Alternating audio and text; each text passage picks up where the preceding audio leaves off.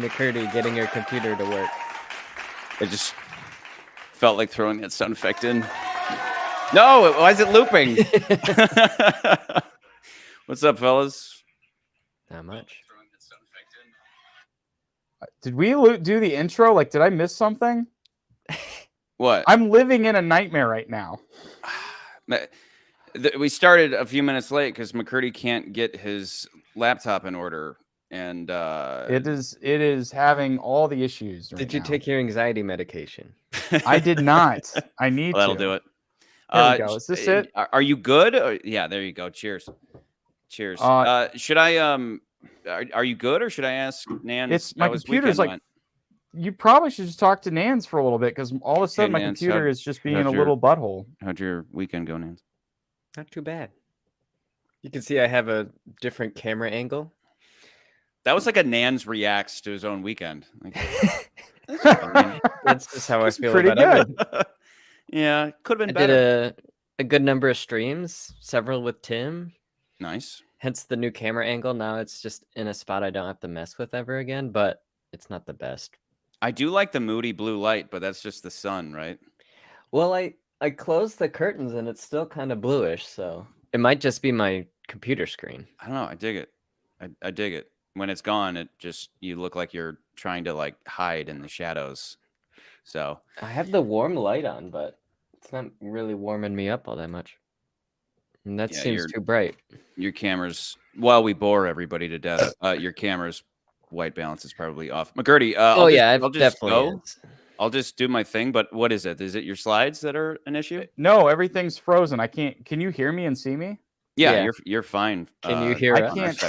I can't see you guys. Oh okay, now all of a sudden you it's don't need starting to work. see us though. Okay, if you need to though, just send your slides to hear us. me or Nans, and we'll. The slides are in the thing. The files are in the computer. No, they're on. Okay, now everything's working all of a sudden. I'm trying to pull up my. What is okay, great. Good night, everyone. I kid. This is the worst.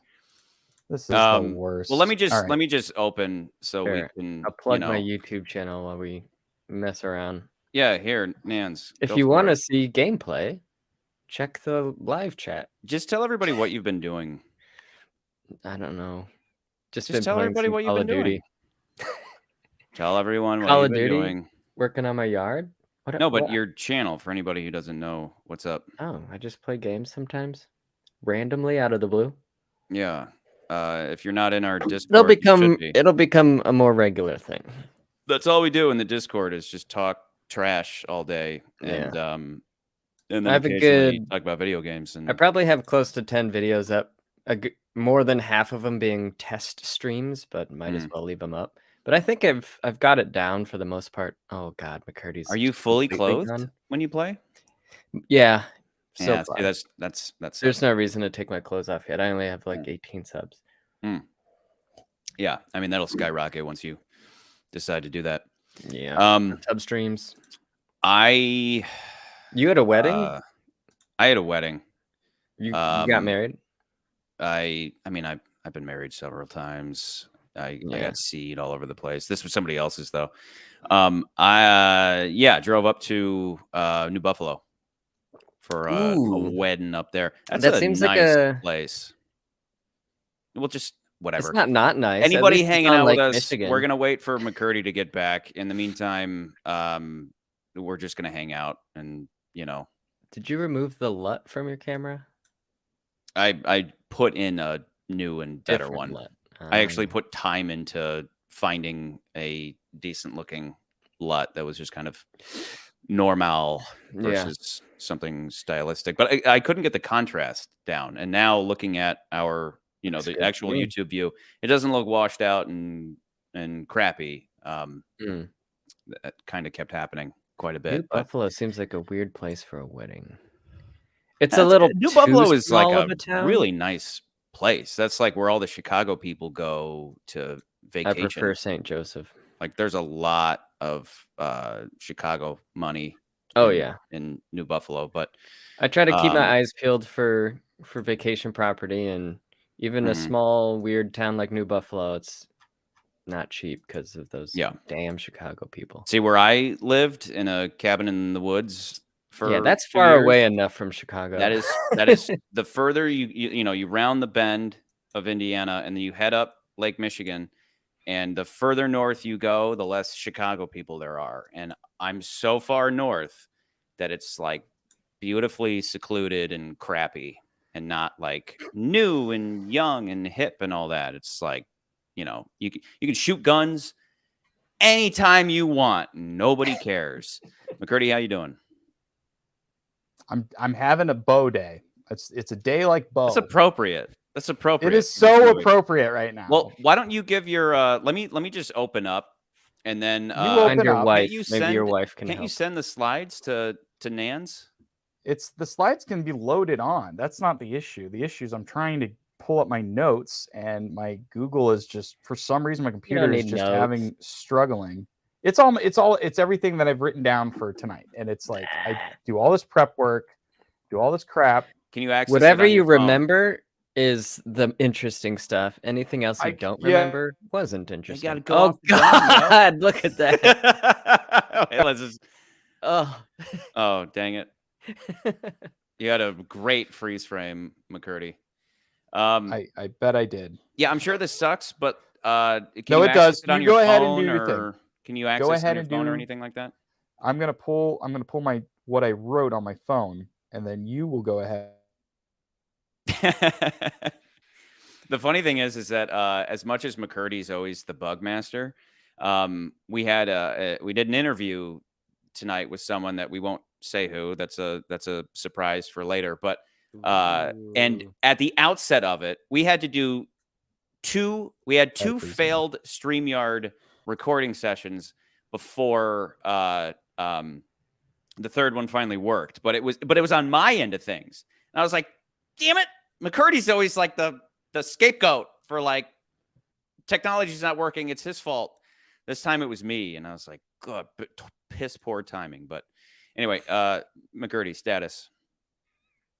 So I'm about to go for it. Just go for it. Okay. Actually, before I do though, I got to figure out where I want you guys. That's a good point, SP. We should just interview our members. Why are you members? Yeah. What are you doing here? Around here for? Yeah. Okay. I can't tell if McCurdy's moving or not. I know.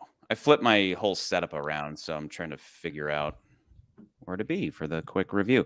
Anyway, McCurdy, I don't know if you can hear me, but I'm just going to do the quick review, and then we'll keep talking about weddings and stupid crap until you can fix your damn problem. Cool? The whole time he's just going to be frozen like that. Damn it. And now I just don't want him to come back in the middle of it. You know what I mean? Make a bunch of noise. Yeah, exactly. So mute him. I'll mute him.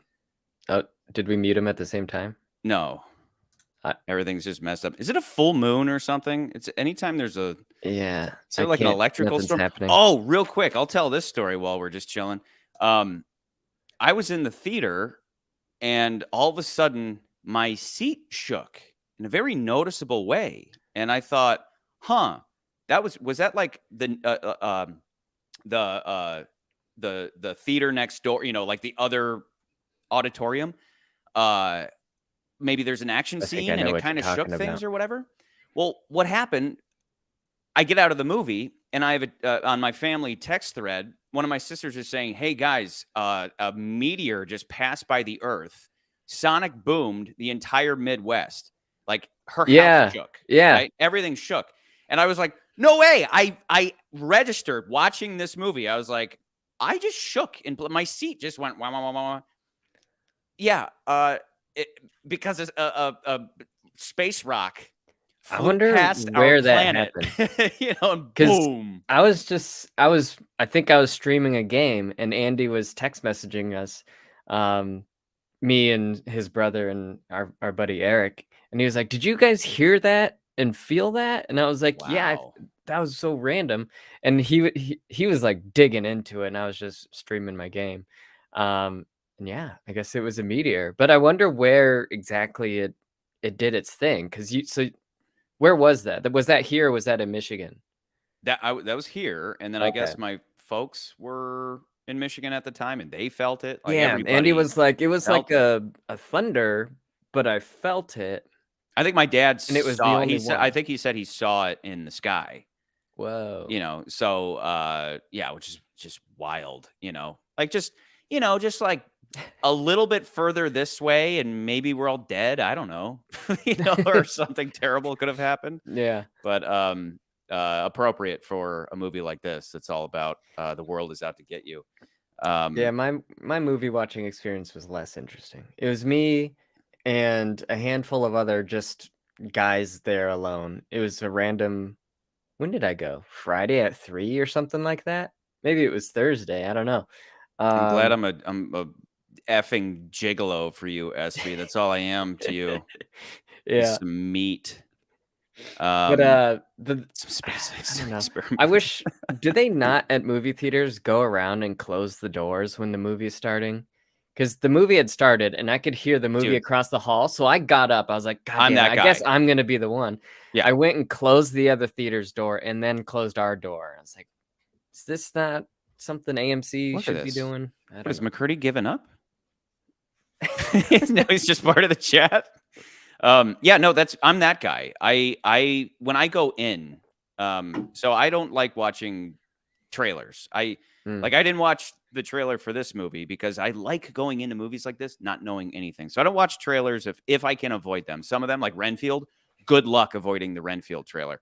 They blasted it everywhere. But anyway, so I stand outside the theater until I hear the jingle thing, and then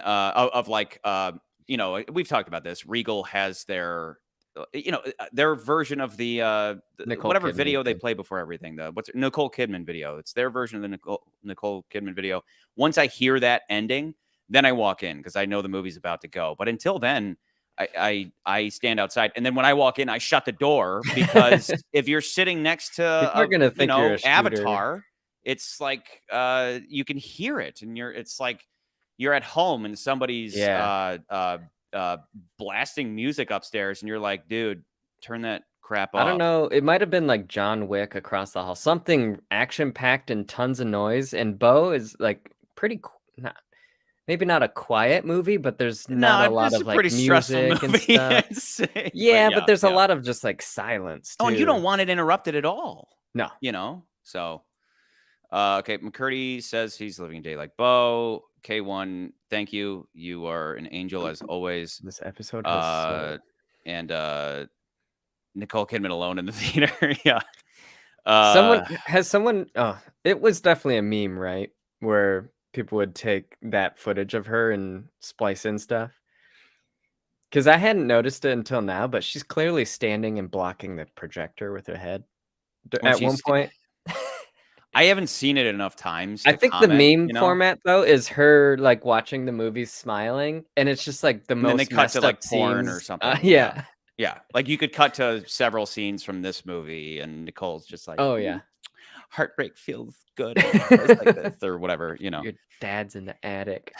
It's such a bad choice because it's one of those things where you go, "Yeah, if I saw that commercial one time with Nicole, it'd be all right," but every time you go, you have to watch her doing that thing. And again, you guys have heard me say why I hate it. It's like, wouldn't you love to be watching a movie right now? Aren't movies great? It's like, yeah, shut up so we can watch the movie that I came to watch. I don't, and that's why if I were you guys, I would be outside the theater until she was done. An advertisement for the theater you're in. It's like, yeah, I know AMC shows movies. That's why I'm here. You know who did it right? Was always Regal Cinemas, because Regal, and they still do it, but they do it at the beginning as opposed to right before the movie starts. I have to deal with Maria Menounos and AMC too.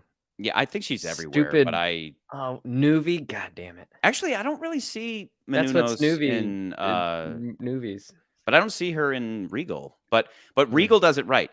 Regal had, and they still do it. They have that roller coaster thing. Do you have that Fisher's Family Dentistry? See, I don't know because I stand outside the theater until the movie starts. Yeah. But at least they do that. But like the sketch they do is is very hit or miss. The sketch they do, I've described it before. It's a bunch of people going to Regal, and it's just random people, all these random goofy people going to see a Regal movie.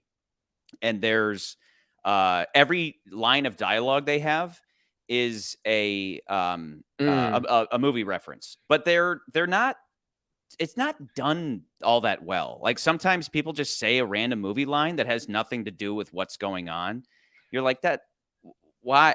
Who thought that would work? Like there's in a universe of virtually unlimited movie dialogue and famous lines, you couldn't piece this together in a more creative way. Or like, I hope that in the future they shot so much that they could edit a whole bunch of different versions. So like next year they'll play a different one, and after that they'll play a different one. But it's like some of these references don't make any damn sense. To the point where I'm like, I'm done watching this. I stand outside the theater until the movie starts. Huevos said the same thing. Yeah. You know, I know your feelings on a Flicks Brewhouse, but I at least like what they do pre-movie. Like just showing clips of movies. Yeah. And then before the movie starts, it's like a bunch of clips together and Hulk Hogan telling everyone to shut the F up during the movie. Yeah. Like I would whoever does Flicks's pre-show needs to be, and they never will, but if they could be what's headhunted, what's the term? If they could be recruited, but there's the slang term for it, taken for by Regal to do, to make pre-show, scalped. If they scalp them to make the pre-show at Regal more enjoyable, right? This is better than my apartment, and all this stuff. Most of the references don't make sense. Some do, but the whole point is they asked you to be on the screen, because Maria Menounos has a thing, and there's like random YouTubers that are part of it. Really? She like interviews some well-known YouTuber guy that like just knows a bunch about movies, and they do a little question. Dude, we'll never be friendly. And it's like, we'll never be radio friendly, like ever. Like somebody pointed that out. They're like, you guys are never going to be invited to the premiere of anything, because it's like, it's like, we'll invite you to the premiere and you're going to say okay, let me put it this way. There's some guy, and I don't know if he's out of Chicago, but there's some reviewer who's like the mainstream guy, and everything he does, he talks about like this, and see the movie, and it's so colorful and stupid that that guy's bought and paid for. Like, that it's that's not how you him, keep eyes, his though. thoughts. It's like, I can't do, like, I feel like the more successful game streamers are like that too, and it's just like, I'm not like that, and hopefully there's an audience for not wanting to see that, but those people get the most eyes, unfortunately. Yeah. I mean, you can be low key. Are you actually like that? But you can be low key and do your thing, and but you still maybe have to, I don't know, add something into the mix, but you don't have to. Well, gee, wasn't that a great kill? Like, you don't need to, because that's fake. The reason why that movie reviewer is obnoxious is because he's clearly fake. So it's all about, like, in general, this show is like, I had a buddy say, like, a good friend of mine said, how did you come up with your persona for the show? And I was like, it's not a persona, dude. It's just me. How good of friends are they? like a best friend of mine. And I'm like, that's just you. Like, we went to college together. That's me with too many whiskeys in me. Like, you're not really getting a fake persona of any of us. It's just like, this is what we think of things. But that's the trick, right? Is like, if you are to make it big, a lot of people do. It's like any given everyone hit that sitcom. like button. No, like smash that like button. Smash it. If sitcoms do well because they're bright and shiny and crappy, and they aim for the middle, and that's why sitcoms do well. But your average person with a brain is like, this is weird and lame and like not quirky in a good way. And that's why I think on this show, we talked about the episode of It's Always Sunny in Philadelphia. One of the most brilliant episodes ever is where they are directly making fun of those sitcoms like Big Bang Theory and all that, where they go to a neighboring bar. They're like, we want to win an award. Why haven't we ever won an award? So they're like, let's see what these other bars are doing. They go to another bar and everything's like overlit and all the staff are like really, just like upbeat and everything's like this. And they're like, God, this place is weird. This isn't anything like our bar, and what they're saying is, these are the types of things that win awards and everything. Meanwhile, we never win awards, but we're more real. We're better than this, but they don't, but they don't get the awards. It is the most brilliant episode they've ever produced. And my favorite joke of the whole thing is at one point, somebody rings a bell and they, and they're like, what does that mean? And they're like, oh, that's when everybody drinks. And they go, well, why do I need a bell to tell me Thanks, when to drink? And what they're saying is they're making fun of the laugh track.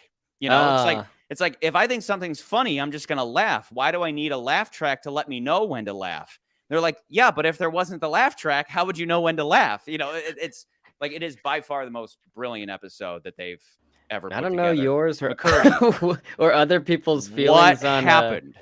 I like this. I like this gave up. view, whatever's happening.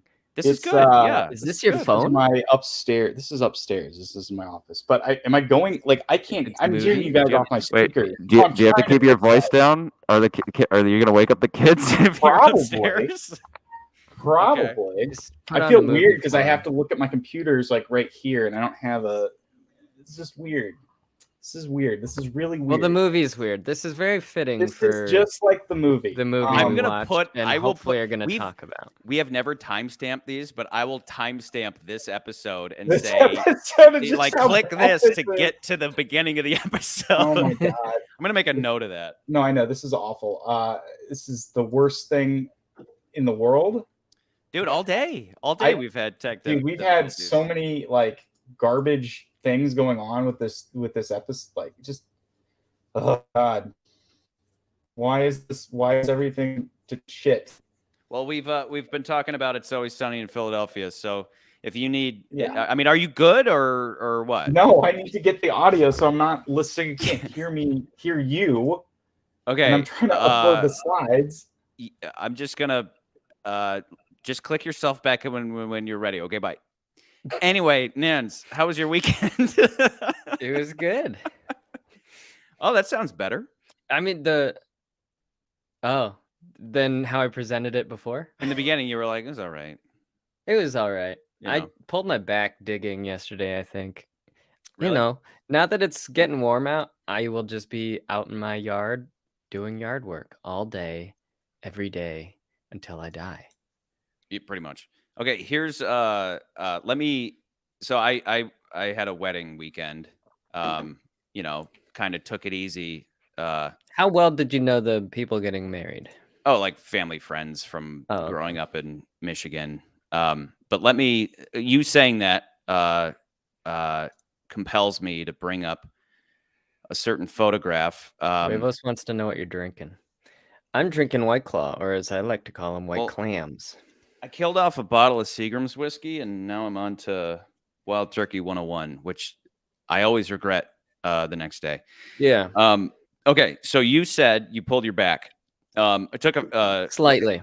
So I grew up with no brothers, 4 sisters. They're all married now. So I have 4 brothers, finally. And one of them couldn't make it to the wedding, though. But those that did, one of the girls pulled out a phone. And that would explain the Facebook picture I saw that one of your sisters posted. I wouldn't know. I'm not on Facebook. But maybe this is one. You said you pulled your back.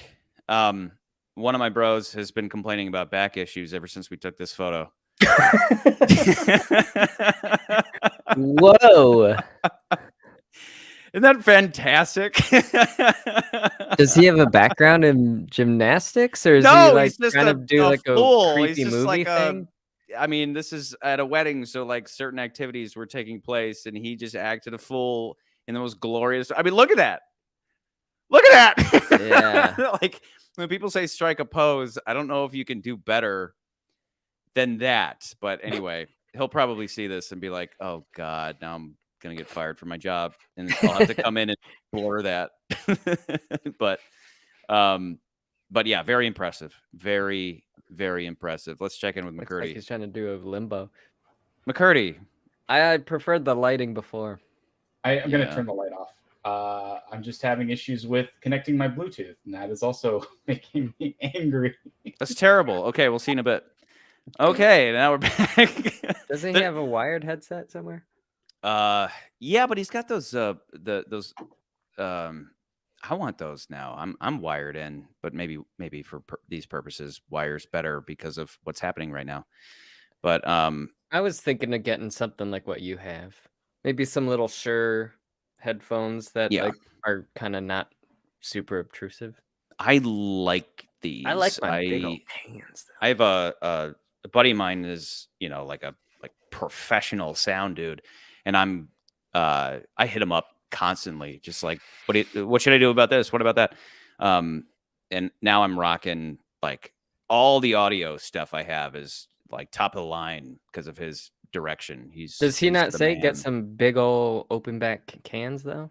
I said I'm looking for something. Look, is my little monitors? Mine got torn to shreds. I used to have really good studio Sonys that were like like perfect studio grade, but they just got worn down from daily usage. They got worn down.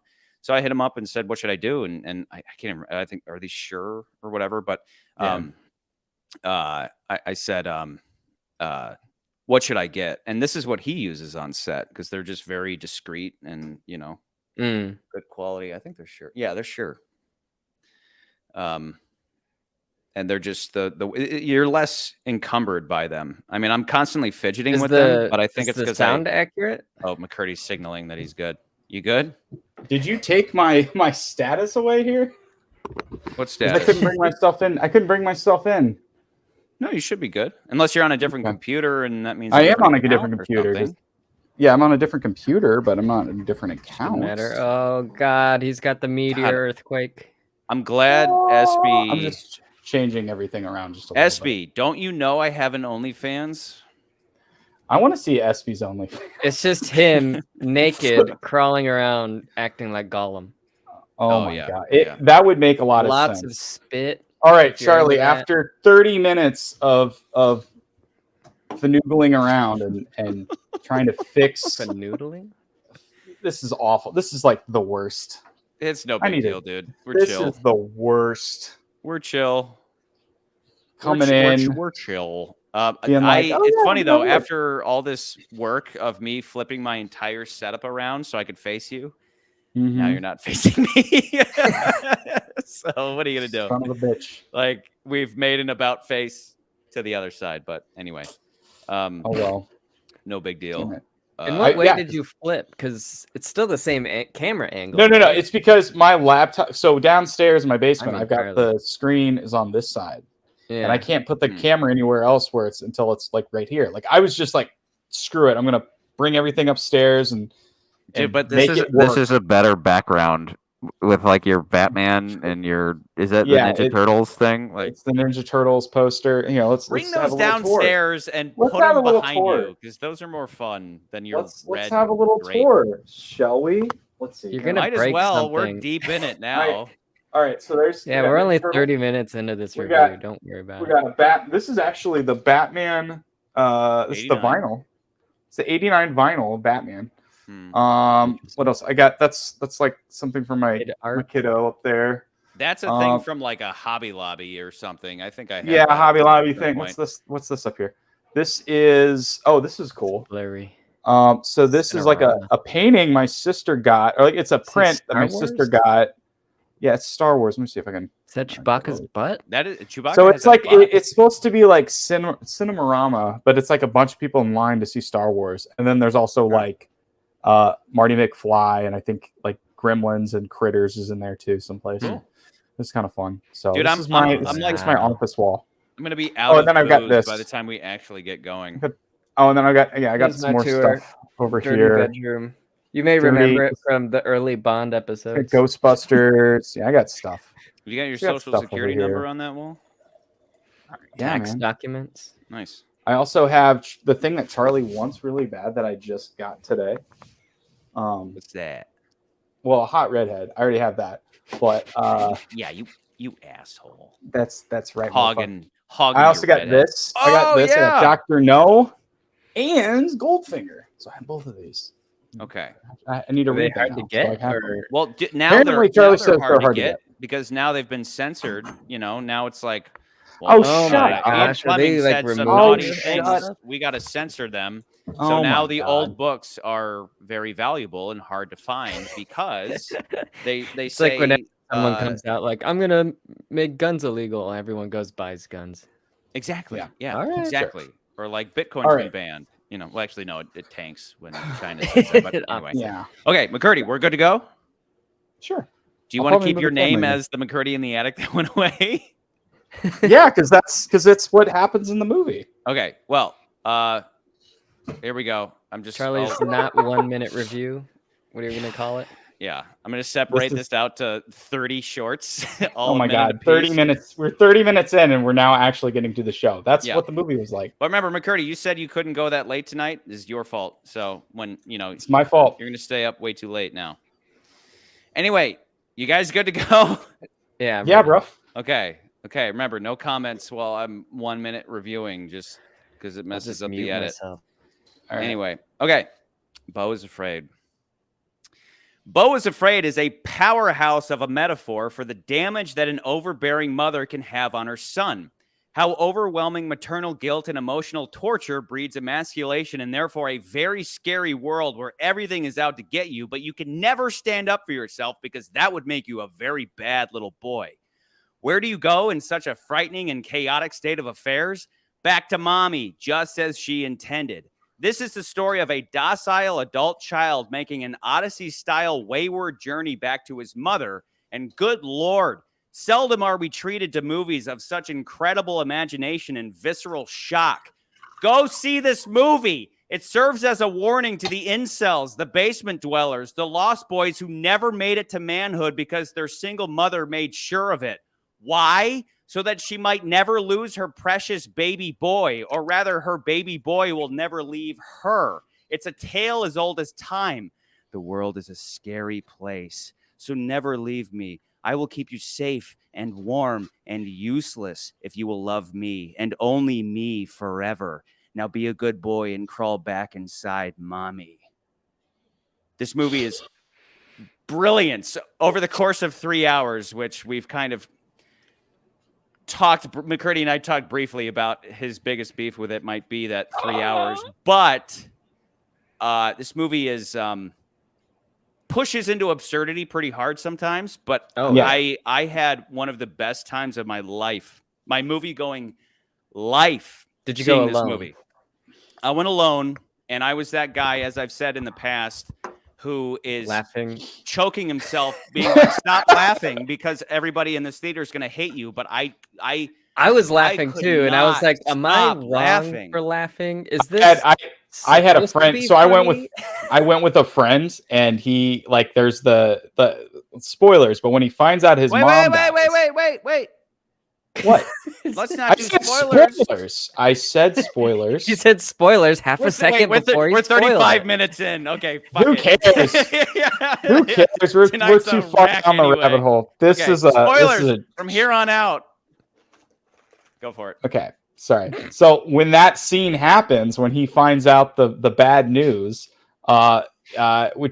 he finds out the bad news. I laughed when he's like, "All right, well, call me back," and maybe it's and then he calls him right back, and then he's like, "Oh man, I'm sorry."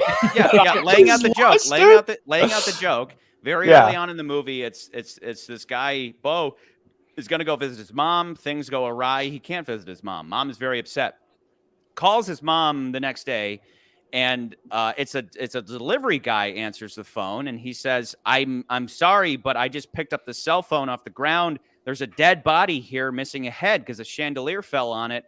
And I is this your mom? I don't know. And the guy's kind of panicking, and Beau is very quiet and in denial. And then it's like, Always okay, mental wait a second. problems Wait a too, second. though. Maybe you dialed the wrong number. Maybe you dialed the wrong number. And it's like, Like, it's yeah. saved You're in right. my You're right. Maybe phone. she's alive. She's alive. So he hangs up, and as he hangs up, it clearly says, "Mom." Like it's like Mom's cell phone. So then he dials it right back, and all you hear is the guy answers, and he just goes, "I'm so sorry." It's just like, and that's the thing. This is I walked again. I didn't watch the trailer. I always avoid trailers. I'm so happy I didn't watch the trailer for this because I went in and I mean I was like at first it's like, okay, this is a movie about a guy living in the most stressful world ever. Like essentially I thought the premise out I'm the not gate sure the was, trailer really gives anything. No, the trailer how do you is make like a trailer so, for this movie? This movie How? is so, yeah, it's so, but yeah, when I laughed, my friend looked at me and like, why are you laughing? I'm like, it's because it's fucking funny as shit. It's like dark. It's incredible dark humor. If you're not laughing, I can't help you if you think that. But here's the thing. I think it's so early in the movie. It's so, I don't know if it was an offensive thing. It's just, it's so early in the movie that you're just like, wait, am I supposed to be laughing?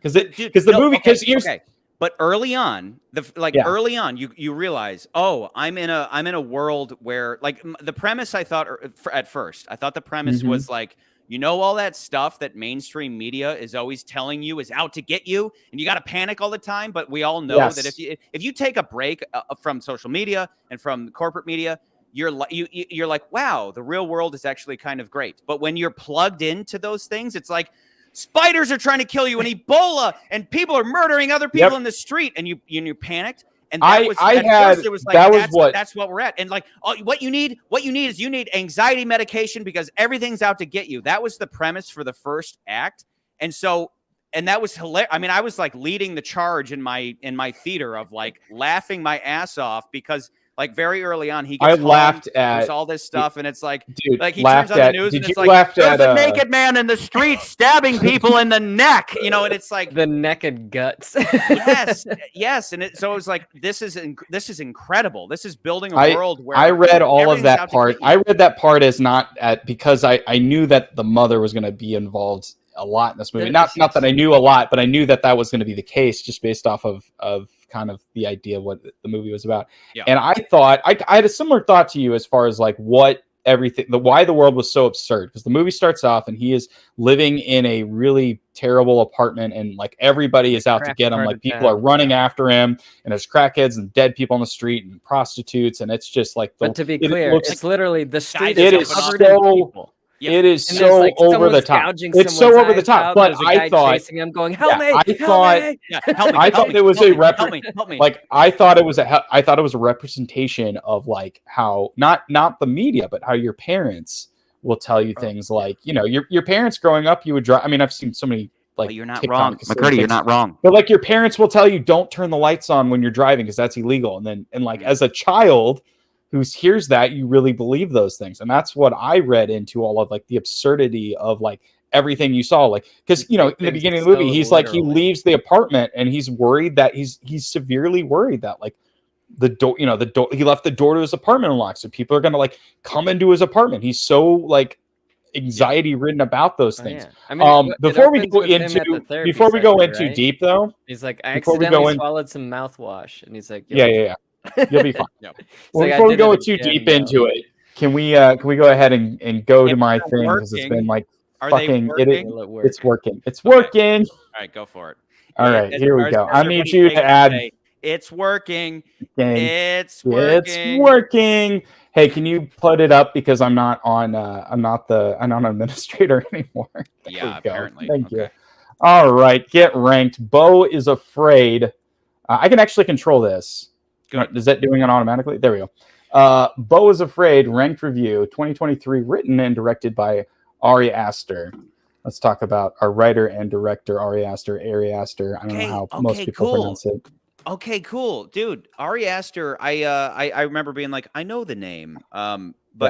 Midsommar. Lots to unpack there. Hereditary is the only horror movie you need to see that I haven't been able to get back to. About Hereditary. Like I saw Hereditary in theaters. I remember I judge horror movies based on how many nights of sleep I lose. I lost 2 entire nights of sleep to Hereditary. I tried rewatching it for the first time since seeing it in the theater.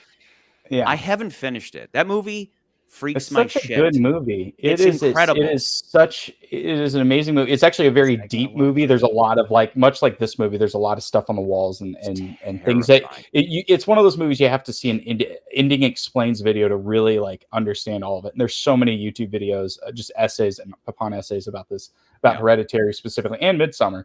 So if you're wondering who Ari Aster is known for, he's best known for the films of Hereditary and Midsommar. He's basically paved the way for what people are calling today as elevated horror. So it's a horror movie, but it's more art housey, especially with A24, which is the studio that brought this movie. Atmospheric. Yeah. He graduated from the AFI program. His first feature was Hereditary, which we talked about, 2018. Premiered at Sundance and became a huge hit. In regards to okay, so Charlie, you're gonna love this quote. You're gonna love this. Nans, you might love this too. So in regards to Beau Is Afraid, he quoted it as describing the film as a Jewish Lord of the Rings, but Beau is just going to his mom's house, and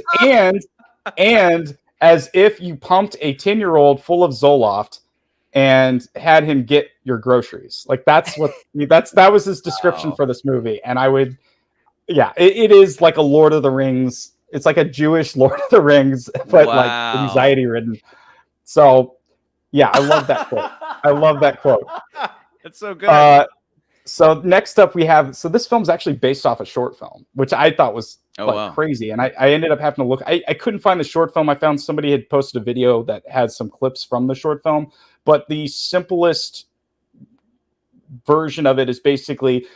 So this is a 2011 short film he did called Beau, and this is inspiration from this film. In this film, very similar to the movie, Beau has to travel to his mother's, and someone steals his key. So this guy on the picture, that's the guy who plays Beau in this short. Someone steals his keys and his suitcase as he's walking out the door, and then someone runs past him and cusses him out. And it's very similar to what kind of happens at the beginning of this movie.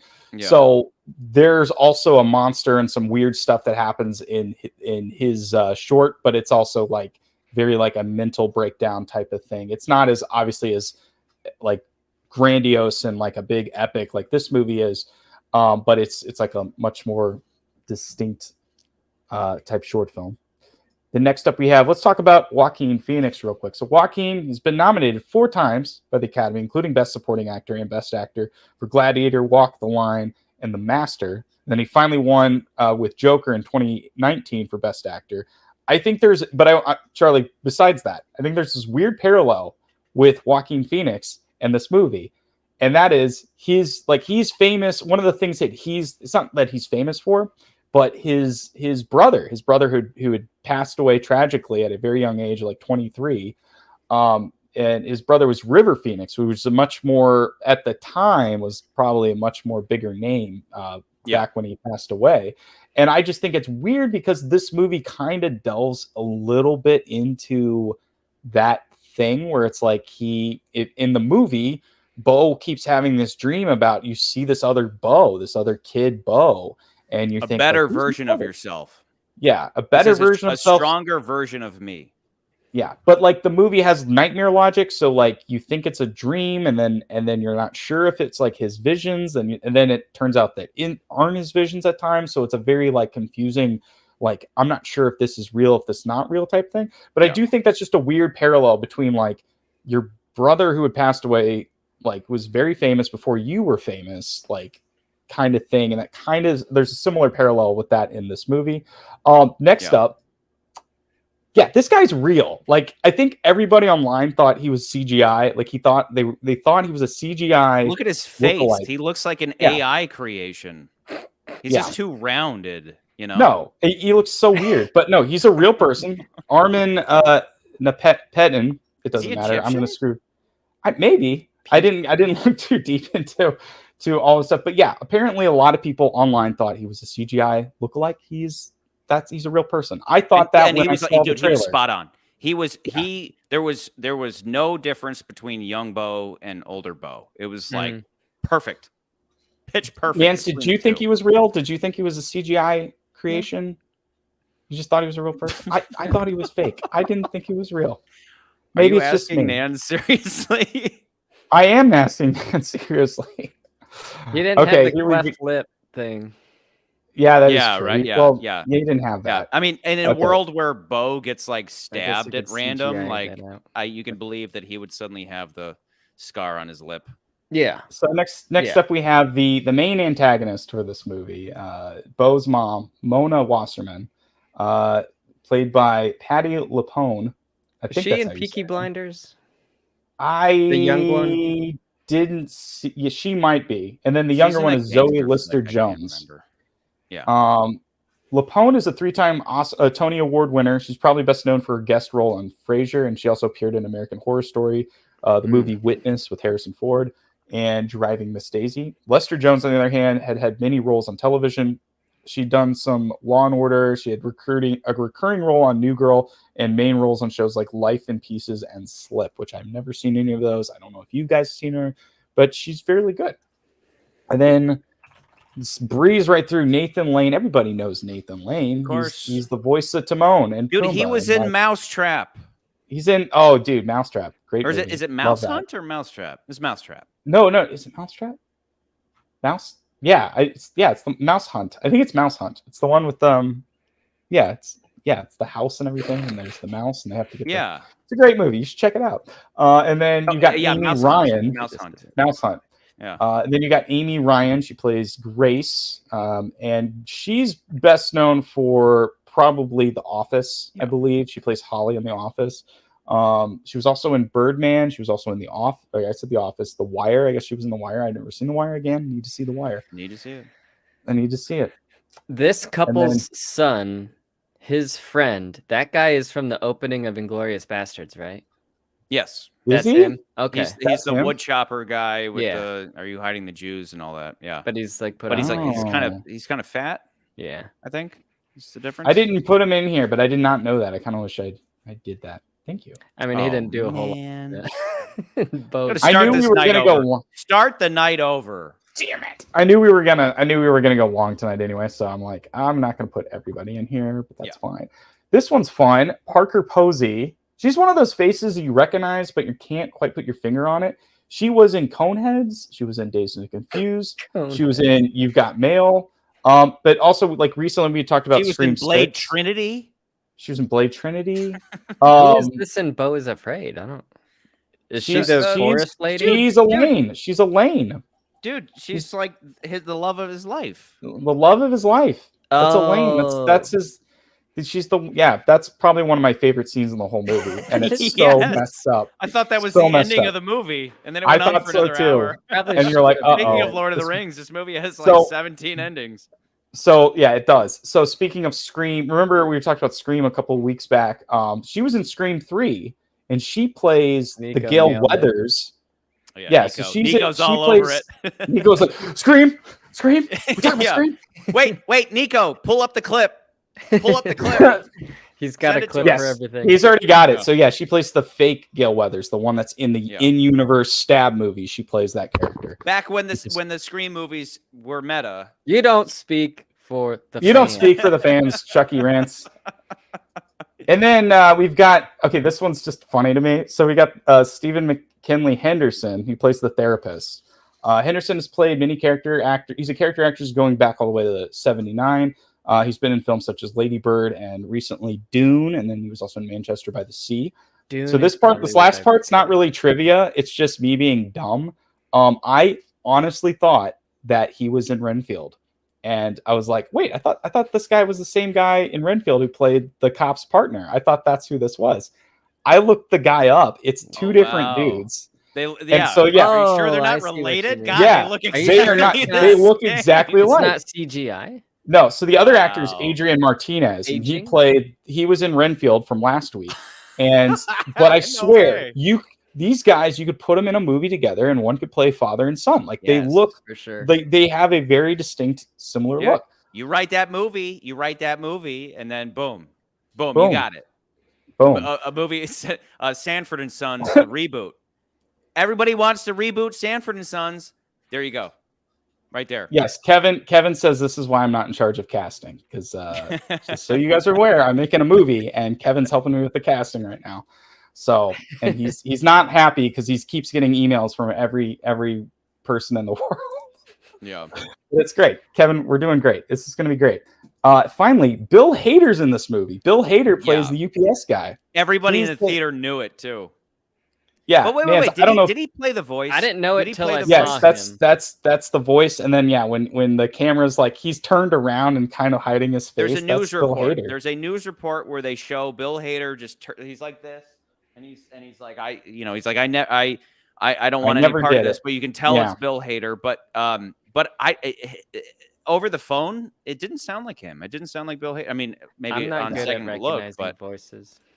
I'd like to think I would completely recognize Bill Hader, and it didn't sound like him in the phone, but obviously it looked and sounded like him during his cameo. So I'm willing to bet that he was like a huge fan of the last two movies that Ari Aster did, and was like, I want to be on the next one. And Ari's like, I got a role for you that's going to be hilarious and something extremely obscure. It's just he's like, I don't have a lot of time, but like, yeah, I can put you in the movie for like you'll spend 2 days or a day or whatever. He's like, okay, I'll be in the movie.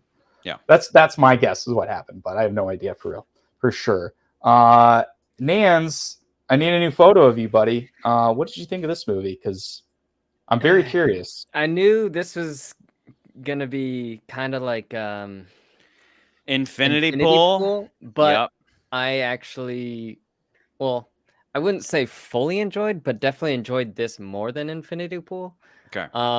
Watching it, especially towards the end, I got the vibe of Truman Show if instead of a TV network, it was your mom controlling every aspect of your life. Yes. And not for entertainment, but for her own, like, she's a crazy person. Well, and then, of course, I was thinking of Charlie and me, and we all know people that, you know, they're starting to have kids or something, and they're just like overbearing. And it's like, you just let your kid go out and get hurt and like. Yes. Yeah. Yes. Like there's a Charlie is all about this movie. Yes, dude. Yeah. Yes. You're all about it, dude. Nance is not wrong because you see this. You see people who you guys have heard me, whether I'm ranting about Bond or whatever it may be. And I'm like, how many people out there, like the difference between being something like, for example, somebody who is a conscientious objector. I don't believe in violence. I will stand out of the war. And it's supposed to sound all noble and everything. But the flip side of that is, how do you know you're not just a coward? And that's the difference. That reminds me. So like that is the difference. Watching this movie, it starts out in my head like Beau is a bitch. And then as it progresses, man-child. I mean, McCurdy, you mentioned it's like a dream, like especially in the middle with that play scene. Yeah. It turns into a fever dream and you feel like you're tripping out. Yeah. And then you figure out what has been behind the scenes the whole time. And it's like, oh, he is a bitch, but he's not entirely the whole time. You're like, just stand up for yourself. You know, it's a 16-year-old girl. Just yell at her and she'll back off. But he can't stand up to anybody, and that's the crux of the whole movie. Is that he really is this little boy, and the moment that anybody gives him any pushback, he's like, but I mean well. But nobody cares that you mean well. Nobody cares. They take advantage of you in life. They take advantage of you if you don't stand up for yourself. And that's this whole movie. And it's 3 hours long of just seeing this guy just like going through one trial after another, and never once does he like grab the reins of his life. You're just like, dude, all you got to do is like grow some balls. But the problem is that a lot of times nowadays men are told, no, don't be tough. Don't fight back. Just kind of be reserved and nice and decent. And it's like, okay, that what that brings to mind is you should have the ability of like killing a motherfucker when it comes time for it, but you should restrain yourself. You should be able to defend yourself, but reserve yourself. But with someone like this is that person who has been completely emasculated by his mother because his mother wants him to be useless so that he'll never leave her. So Nans, you're not wrong. The movie reveals by the end that his mom is so rich, she's so wealthy, that she has been able to control every aspect of his life, even if he doesn't know. Like, imagine she owns Johnson & Johnson. Yeah. Because he is at home. I mean, you find out later on that like you see him eating like a microwave meal. His mom owns that company. She bought that company. So she owns control his therapist. she owns the everyone building is he an lives employee of his. Yeah. There's another big hint when he's like so by the end of the movie he gets to her house and he's walking down that little staircase. And okay, so there's two things, right? So like he's walking down in the staircase and you see all these photos of him as he's growing up. One of the photos though is not like a regular person photo like you would, like you take like this is, it's not like something like this with me and my son or anything like that. It's a surveillance photo. It's like a photo of, that's a surveillance photo from like a video camera that was taking place. And then if you remember earlier in the movie, this is like when we go into deep dive, like this thing connects to this thing, right? Earlier in the movie, he ends up at this family's house at the surgeon's house. Should we do a synopsis? We will. But he ends up at the surgeon's house, and the surgeon's mom is like, or the surgeon's wife's like, go to channel this. And then he like flips to the channels, and sure enough, he's on the camera. Yeah, and it's just like a slight hint that he is being watched, and he doesn't realize. And like when you watch the movie, I was like, I was lost. He fast forwards. This is why Nan's. And like, that's the thing. Heck? Occasionally, things get like they say in the play segment, they like to blur the line between like. It is David Lynch dream logic. This movie has David Lynch dream logic, where but David Lynch David Lynch takes things to a degree where you go, you're losing me. Whereas this movie follows a singular theme from beginning to end, which is. This is mommy issues, the movie. So like real quick, the whole, to Nance's point, the whole thing is that the premise is like your mother, and you don't know this until like the third act, that the whole premise is like, what if your mom was such an not just a normal overbearing mom where you could just move to another state and get an apartment? What if she was so rich that she could follow you everywhere you go, buy everything that you are associated with so that you never get out of the metaphorical basement. Like create and market products for you as you age too. Yes, but as you said, it's like she's like the Truman Show. The Truman Show elements are where after you've seen the movie, you have to question, you have to go, well, wait a second. So that all that stuff, all the stressful things where he was living, where like literally outside your window is like people getting murdered all day. That was real. She paying people to do that the whole time? Was she running the show from beginning to end the whole time? Those are the questions that this asks. So that's why I bring up Huevos here. Huevos like be like Bond, like to bring Bond back in. We'll always bring Bond back into this. That's the thing. Like this whole movie is just like this emasculated guy that you're like, dude, just take charge, but he can't because the whole world is against him. And there's a lot of people out there these days who are just like this, where they literally can't even go across the street to buy a bottle of water without anxiety medication. I mean, how many times have you guys heard people brag about the anxiety they have? I like every time I hear it, medication gives them anxiety though, because the doctor's like, don't take this without water.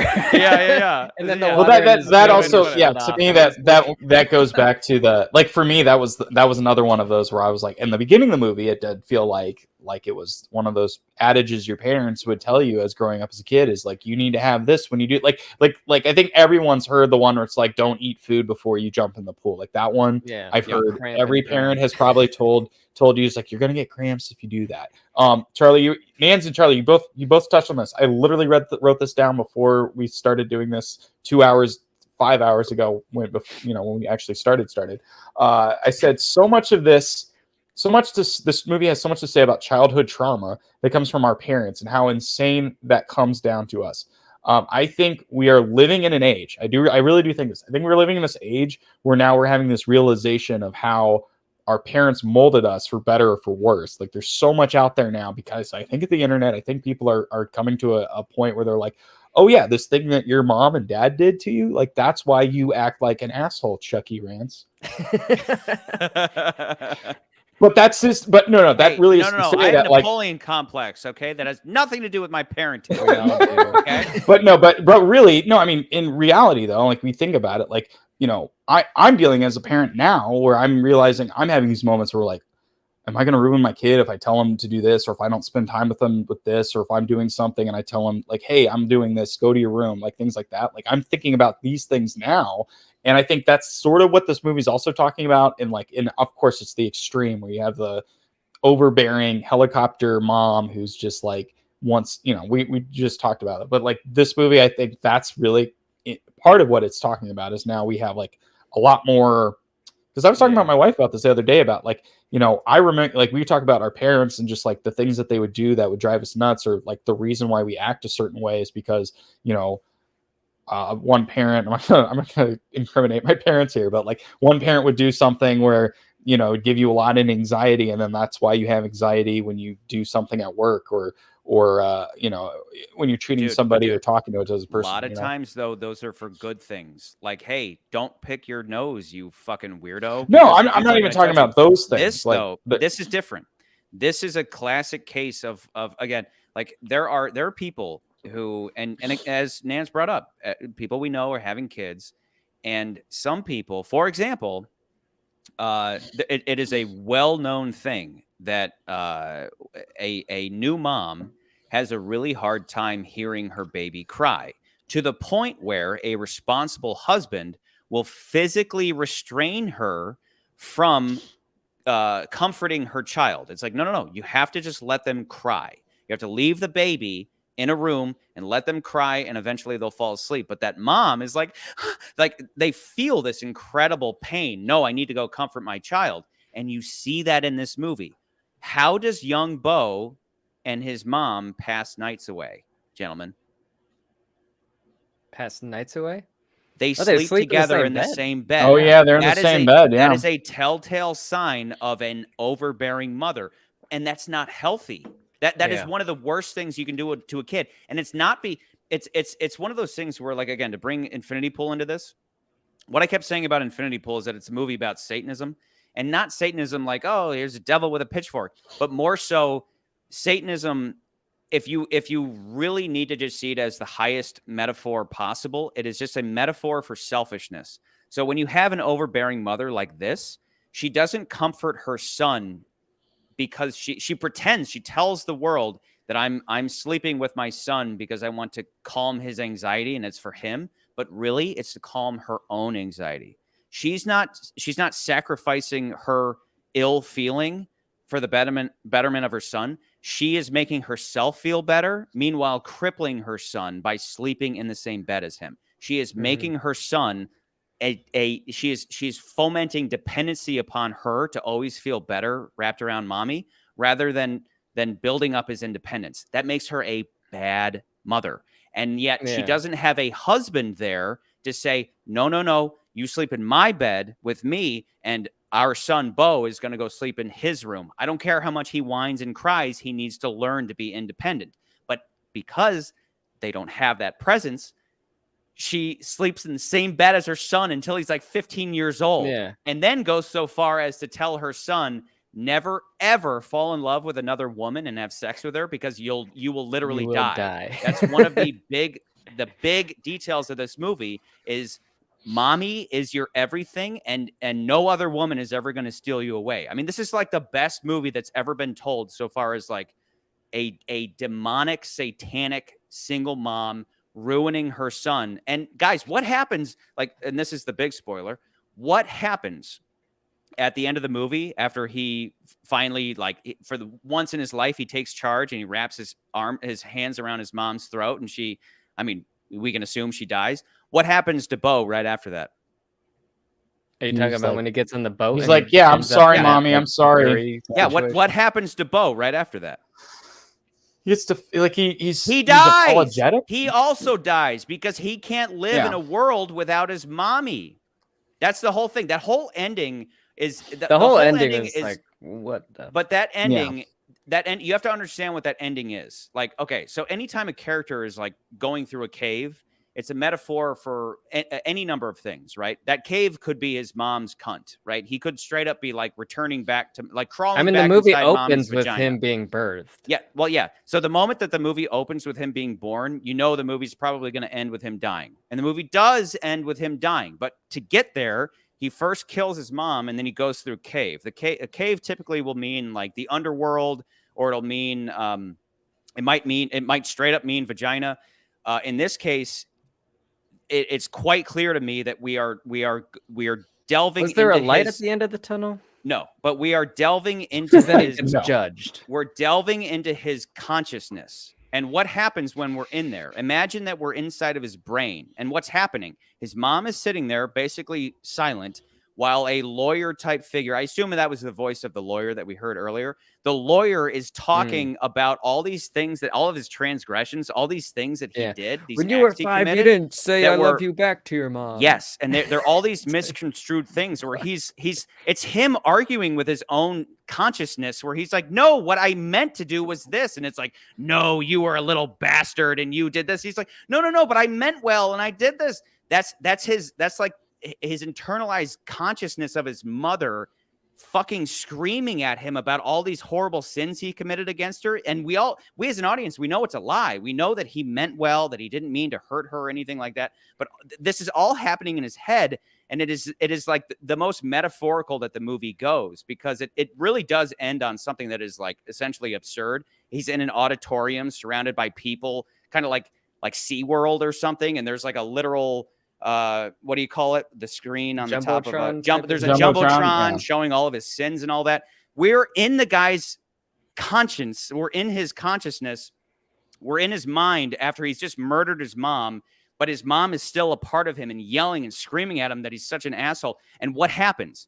He dies, because a guy like that cannot live in the world once his mom's dead, because his whole life has been just about his mom. Like, his mom has made him so dependent on him that once he literally commits matricide and murders his mother, he doesn't last that much long after. The reality of it, like the Birdman style reality, where it's like, here's the metaphor, here's a reality. He probably just took a boat out and just crashed on the rocks and just killed himself, because he couldn't live in a world without his mommy.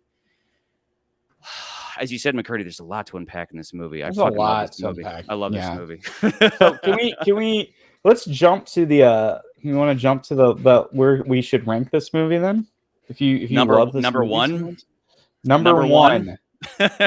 Number one. Man's the only thing. Okay, so Charlie, the only argument I have against it not being number one, is literally it's at times I feel like it is way too long to get the point across. Long. And sometimes, and here's the thing, I agree. It should have been like, I agree that like this is very much a journey. It feels like a very Lord of the Rings-esque story. I do personally, I like road movies. I like movies where characters meet different characters along the way, along their journey, and go through the path. I like those, dude. I love those types of movies. Yeah, Lord of the Rings, the Odyssey, I love that kind of stuff. This is Ulysses not heading to his wife, but heading back to his mommy. Yeah, the Jewish Lord of the Rings, where he has to go to his mom's house.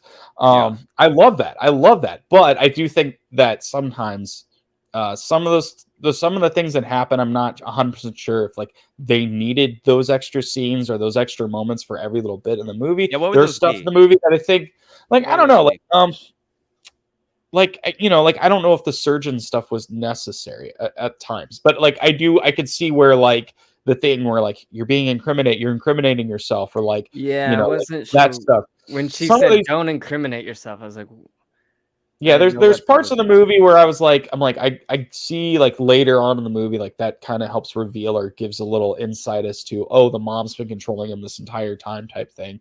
But then there were times where I'm like, I don't know if every scene with the sister, his sister, not his actual sister, that was necessary for the movie to like, you needed that. Fuck you. She's drinking the paint. Yeah, I lost it. Yeah. I lost it. I'm wondering if it turns into like just everyone is crazy. Everyone has an aspect of anxiety.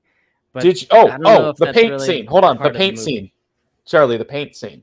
Did you pick up on the colors of the paint? And do you think they have any meaning? Blue and pink, but she drinks the blue one and kills her. Do you think that had any bearing on the whole story? Like she's messed up because her parents. Because this movie is very like, this movie is very like anti-masculinity, but like in the regards of not just like, I'm not talking about like toxic masculinity. I'm talking about just like men in general. All men are awful, and then the son they lost is like the polar opposite of Beau.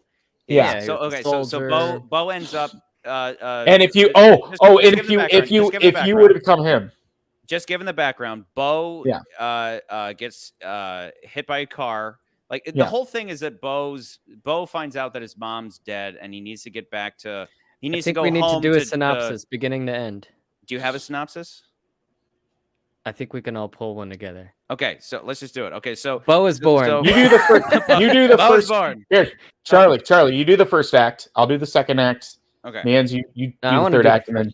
So Beau is born to a, and the first thing you notice is like the mom is screaming a lot, right? Why is he crying? Why is he crying? His mother is freaking out, whereas like she should, I need to comfort him right away, and that was perfect. Like just right away showcasing that his mother is a selfish, satanic weirdo who wants to kneecap her son.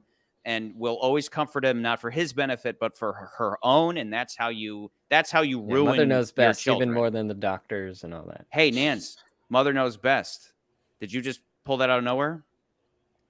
No, okay, real quick. I think we all have heard of that. Hold on, Charlie. Yes. Synopsis. No, real quick. Synopsis. No, real quick, because I got to say this. When movies are made, when any production is had, they're typically put under an LLC. Just for that production as itself, for whatever tax purposes, whatever it may be, structuring. So if you wait to the end of the movie, usually what they'll do is they'll think of like a really clever name for the LLC to associate with the movie. So they're not going to do Beau Is Afraid LLC. They put it under something else. Like if you're going to make a movie about JFK, you might put it under like Grassy Knoll LLC, right? Some clever something associated with it. Guess what? The LLC was for this. Mother knows best. Mommy Knows Best LLC produced this movie. That's funny. Nice. So they basically took the theme and put it in the LLC, which is genius. But anyway, so Beau is born. Beau goes to fast forward 40 some years. Beau's like a 40 something guy, just graying, kind of a schlub, just like very unattractive.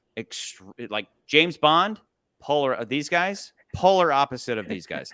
He goes to see his therapist. Me and McCurdy. And his therapist is very, very happy. Everything is very much like, how do you feel and all that.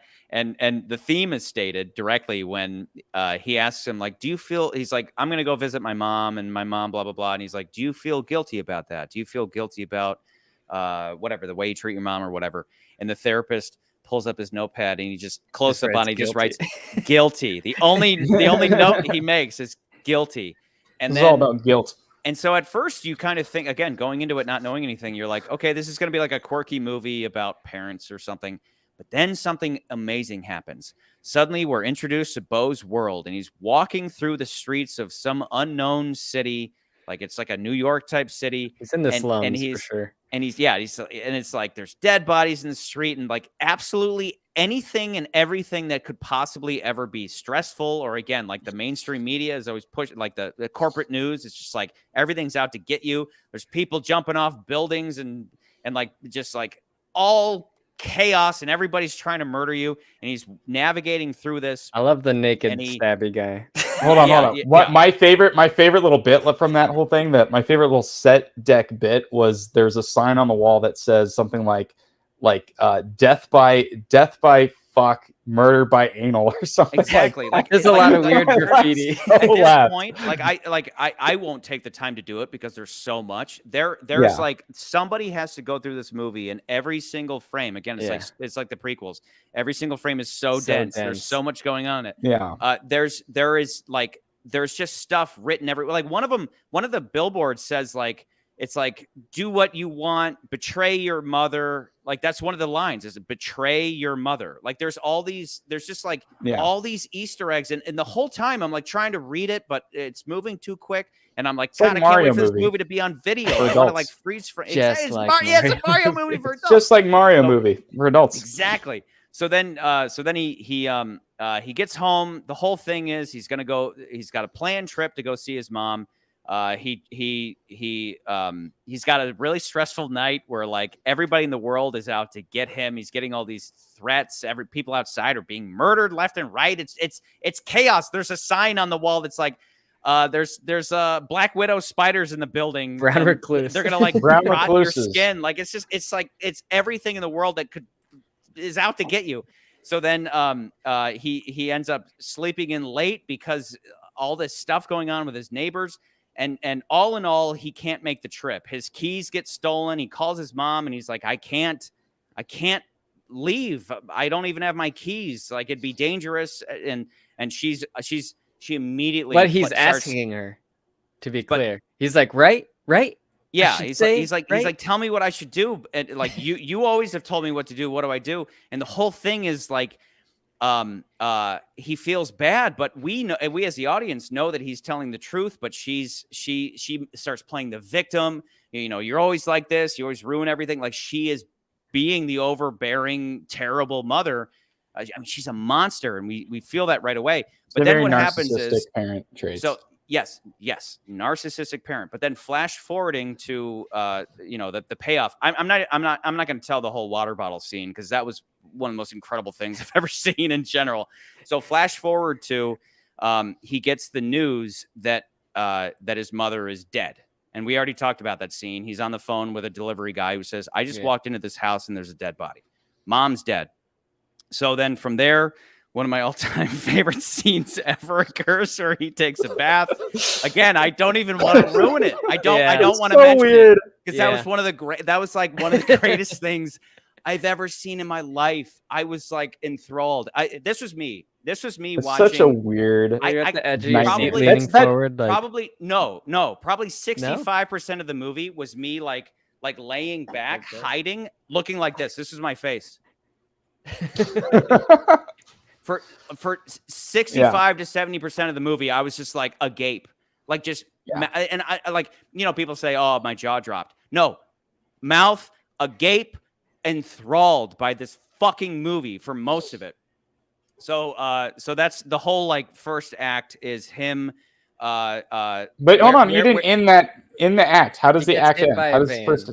No, that's what I'm saying. So the whole first act is like.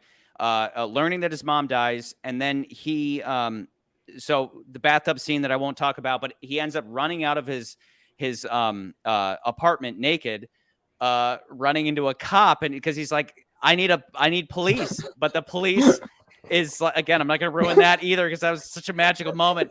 The police are about to kill him, and then he gets hit by a car, and that car ends up being Nathan Lane and what's her name's they're driving it, lady Amy Ryan, and so Act 2 is he wakes up and he's hold on, I'm doing Act 2. You're doing no. I'm setting I'm setting up for you.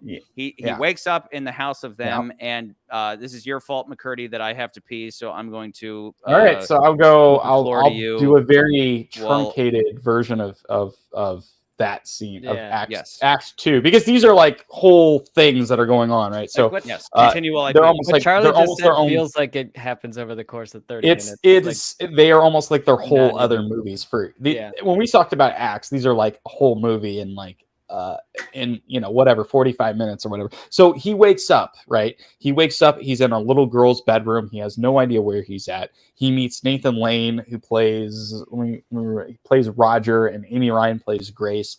They're this like weird loving family, but like Nathan Lane's a surgeon, and Amy Ryan is like this just sweet lady, and they're like taking care of him, and he doesn't know why he's in this girl's bedroom. He also meets their daughter, who's just the worst. Like they treat her like she's this nice little girl. She's like the worst Gen Zer ever, and she like smokes pot and is like downs pills like crazy, and it's just she's nuts. And the big thing is their whole life is surrounded by their deceased son, who is a army veteran, and because of this, also there is a weird dude that lives in a trailer outside their house who is like also an army veteran, and he was friends, like I think he was in the same squad or something. Same squad, deep friends, but he had a mental break and he had killed all these people, and they are like kind of taking care of him, and he has these moments where he's like running around and he'll just start sprinting. He just starts sprinting, and he's just like this loose. He's almost like a dog that they have in their house. He's not even like a human being in the movie. And while this is going on, there's some conflict between Beau is trying to leave. Beau's the whole time he's like, I need to get to my mom's place. I need to get to Wasserton, which is where his mom's house, because my mom's having this funeral. And he talks to the lawyer, and the lawyer's like, we've been waiting for you. Where are you? You need to get here. We have to watch the body. Like, it's very inconsiderate of you not be here. So he's all really stressed out because of his anxiety. He talks to Nathan Lane and is like, hey man, I need to, can you take me to my mom's? I'll leave tonight. But he's been brutally stabbed by a person that you see in the first act. That he's like hit by a car, so he's all these wounds, and he's like, no, you got to wait here. You're gonna have to stay. I can bring you tomorrow. I can't take you today. And he's all stressed out about this more and more as the movie goes on. And then there's this another scene where like there's some conflict with him and the little girl, and she just doesn't like him because he's living in his bed. She's all it is. He's sleeping in his bedroom. He took her bedroom. That's all it is.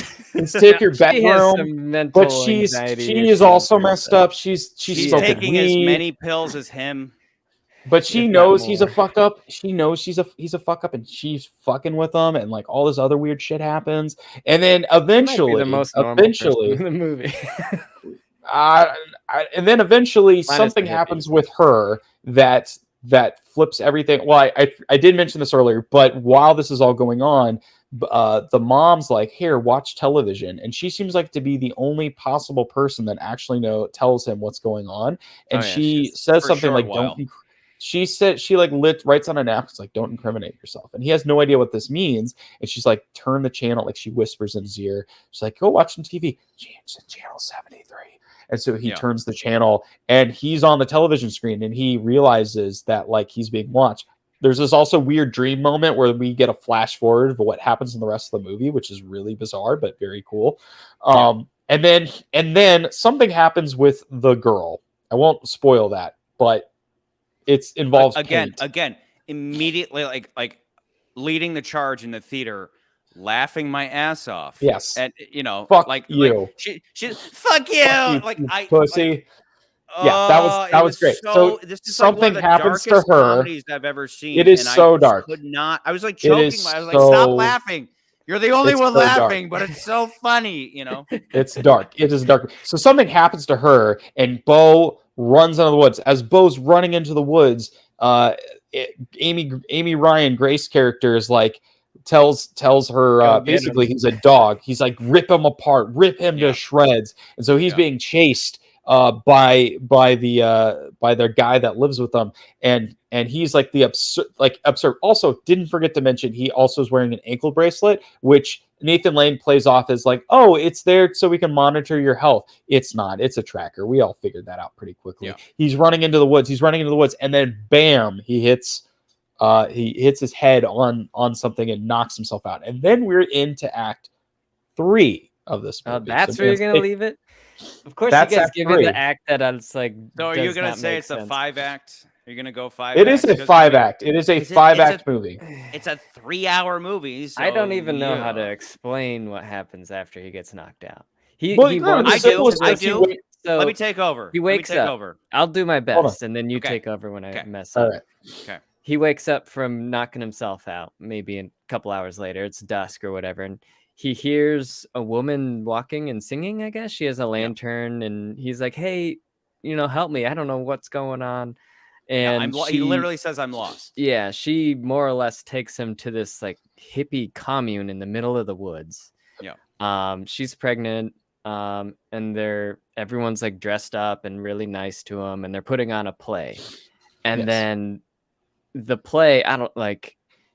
Did they drug him or something? Or like, I need someone's help. I want to mention this real quick. I want to mention this part about the play. My friend, so, and this is also with Ari Aster. This was a thing because I watched this interview that he did with Martin Scorsese when they did Martin Scorsese did an interview with Ari Aster about this movie at a screening like a couple days ago, and you can check it out online. Just watch it.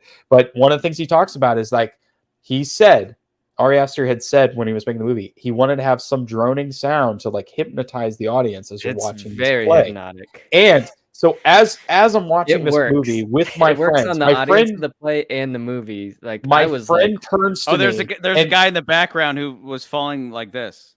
Yeah. Like in the crowd. Yeah. Yeah. So my friend turns to me as we're watching the movie and he looks at me, he's like, are we being hypnotized right now? Like he said it like that voice, like, are we being hypnotized right now? And then I watched that interview and sure enough, the Ari Aster's like a trip. So yeah, in that part, there's like this guy who's turning this noisemaker that makes this really weird droning noise and it plays throughout the play. So, Nance, do you want to elaborate on the play? Do you want Charlie to jump pulls in? a pistol out of. I was just like, we so never hard. see Beau like get drugged or anything, but no, he's just watching the play. It's definitely the experience that happens because he's watching a play, and then it turns into this whole like him living this whole life, and he has 3 sons, and they get separated in this great storm, and he's been trying to get to them. And then, but so like he's in the play, he is the play, but then he snaps out of it at some point, and the play is nothing to do. You're missing an important part. They say early on, missing an important part. They say early on, we like to blur the line between the audience and because they're all in costume too. But the movie is doing this as you're watching this. The whole, not even just the scene, the whole movie's doing. But the important thing that you're missing. So the whole, he has this whole journey. It's almost like there's a Star Trek episode. And you need to watch it. It's called. I was going to bring it up. I knew you'd bring it up. I wanted to bring it up. Star Trek episode. They don't know where Mom is. There's a Star Trek episode. There's a Star Trek episode where Picard gets hit by a ray and he wakes up and he has an entire life where he like has kids and he grows old. And the Enterprise comes upon a space buoy and they're like, we don't know what this is. And suddenly he gets there while investigating it. Suddenly he collapses, right? So he collapses and he wakes up in this small little town on some planet. And he lives an entire life from as old as he is until his, until his death. And then once he dies and he's lived this whole life with like a family and a woman he loves and children, and then he wakes back up on the Enterprise. He's like, oh my God, what's happened? And they're like, sir, you've been passed out for 30 seconds. He's like, what? No, I just lived an entire life. Yeah. It's been 50 years. And it's like stuck in his head. He's stuck in his head. But anyway, that's what kind of happens in this movie is he lives this entire life, this beautiful story about how he met a woman and they had children and they had 3 kids, but then there was this flood and he lost his kids. So he spends his entire life, all his money trying to find these kids. And like, it's almost like this weird spiritual metaphor for life and everything. And then he comes back upon the forest. But like he finds the forest. He says, where's Mom, right? And the important thing is, the important thing is though, he finds, he's like, I had 3 beautiful kids. And then he says, well, you also had a grandmother. And they're like, well, what happened to grandmother? It was like, well, my grandmother, like he does this flashback and he's talking about his grandmother and his grandmother's telling him this story. His mom's telling him this story about how like what happened to my dad? Well, the night you were conceived, which is also messed up to tell your children about sex at an extremely early age is kind of bizarre. And she's telling him about like, well, the night that you were conceived, he came into me died and he had a heart murmur and died. Yeah. And you're like, and then the kids, that happens in the play scene. And then the kids are like, well, wait, how are we conceived? And he's like, I don't know. And then you realize that's when everything kind of falls apart. Nance, the whole thing is that he after living a whole life, right? Just like Picard, he lives a whole life and he wanders back into a forest and he finds the same play people, the commune. And he sits down in the same seat that he sat in back when he started this journey. And then there's that weird guy. And suddenly it's like dad. The narrator is sitting on stage with these 3 boys, and it's like, and then an old man wanders into the audience, and he suddenly the details of his story are being read by me, and he stands up and he says, my boys, and they come off the stage and and the whole thing is like built up into this big grandiose moment. Crazy. But what it comes down to is he's like, I finally found my children. And they say, how could you, he explains to them, he's like, one night, my mom, I was in bed with my mom because my mom's a weirdo and I'm a weirdo. And she explained to me that I said, what happened to Dad? And she said, your dad died. The moment you were conceived, your dad died because he came in me and he had a heart murmur, and he came to me so hard that he died. And if you ever fall in love and have sex with a woman, you're going to die too in the same way, because your dad died that way, and your grandfather died that way, and your great-grand, everybody, all the men in the family die that same way. And so he's telling this to his 3 boys, and they just it's like this big emotional moment when they reunite, and then they're all like, but Dad, if you've never been with a woman, how did you conceive us? And then boom, suddenly we cut back, and Beau is standing in the forest at the outset of him just sitting down to watch the play. Like it was all this big what's his face shows the weirdest, up, right? Yeah, and then at that point, the son or the whatever of the family that he'd run away from shows up and starts shooting everybody up. He starts like essentially like a mass shooting occurs where he's. My favorite part is when the guy's like moving. Yeah, the best part you mentioned is the guy who's like doing the droning thing, and he's just smoking a cigarette, just hanging out, and then he's just butterfly. He pulls a gun out of the thing. Yeah, but what you have to understand, because that's the moment where most people, just like Infinity Pool, most people are going to go, well, this is weird. This doesn't make sense. I don't understand what's going on. No. Again, the whole movie, when you're watching the movie, what you need to keep in mind is that this is a movie about an overbearing mother and the effect that has on his son, effectively emasculating her son, making him useless. Again, opposite of these guys, opposite of Bond. These guys are bad men. Bond is a bad man, and Batman is a bad man who does bad things for the sake of goodness. When do we get the... Beau is incapable of doing anything, good or bad. Yeah. He's a useless human being. So that whole play, it begins with him sitting down, and it's like, you're going to watch this play. And the whole play begins with the death of a mother and a father. Well, what is the death of mom and dad? If not the moment that any individual becomes an adult. And most people, a lot of people say a man never becomes a man until he puts his father in the ground. You are a child until your parents die, and then suddenly you take over, and you either bring in new life and you build up that new life, or you're a useless piece of shit, which Beau is. But what you need to take from that whole play is the whole idea behind it is this is Beau's life if his mother was actually a decent woman. Like if his mother was good, or if his mother, even if she was bad and she died off and he became a man. So we watch Beau essentially become a man for the first time in his life. He's been a child. He's 40-something years old. He's still a child. We watch him become a man, where he finds a wife. And he begets children. He has 3 sons, but then he goes through horrible things and like bad things happen and all that. But all in all, for the first time in his life, he becomes a man. And then at the tail end of seeing this whole story, this whole play that's like 20 minutes long about him becoming a man, his kids are like, well, wait a second. If you never fucked, how are you a man? And the moment that contradiction happens, he wakes up. And suddenly he's back to being a little boy bitch. He's back to being nothing. He's back to being a child. And he had this fantasy about how he could have been a man. And that's what's so incredible about this movie, is that a movie would actually come out that would take 20, 25, 30 minutes to tell a whole story about how a character could be and should be.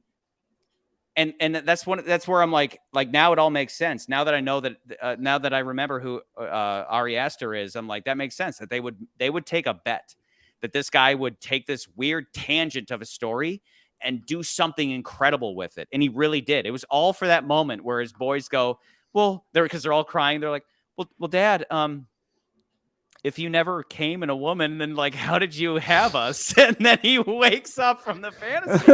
It's like the longest joke ever. It's like the moth joke from Help Me Out, because whiskey. Help Me Out.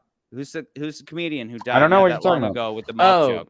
Norm Macdonald. Norm Macdonald's moth joke, where it's like this 20-minute joke for a short payoff, and that makes it the funnier. That makes it the funniest joke ever. That's kind of like the Aristocrats. Have you seen that joke with Bob Saget? Yes, it's like the most messed up thing. This really long setup for one payoff, and it is so worth it. And then what happens? He wakes back up. He's back, like sitting in the audience of the play, and suddenly everybody in the audience and the play alike, they start getting shot and like hit with knives and like exploding, and like this guy from the house that he was previously at starts killing everybody, and he runs away again. He runs away. The guy's about to die. He hits incapacitate on the ankle bracelet, and Beau passes out. Now we're into Act 4. When do we get the cruise ship flashback? That's in Act 4. I believe. Because that's all about Elaine. And then he wakes up. No. The cruise ship was when he got high with the high school girl. That's right. Yeah, okay, because we kind of skipped that. But basically going back, we're good. Yeah, we're good. So who's taking Act 4? All right, I guess I'll jump into Act 4. So he finally wakes back up again. Because that's kind of what this movie is a lot of passing out, waking up, and then he wanders.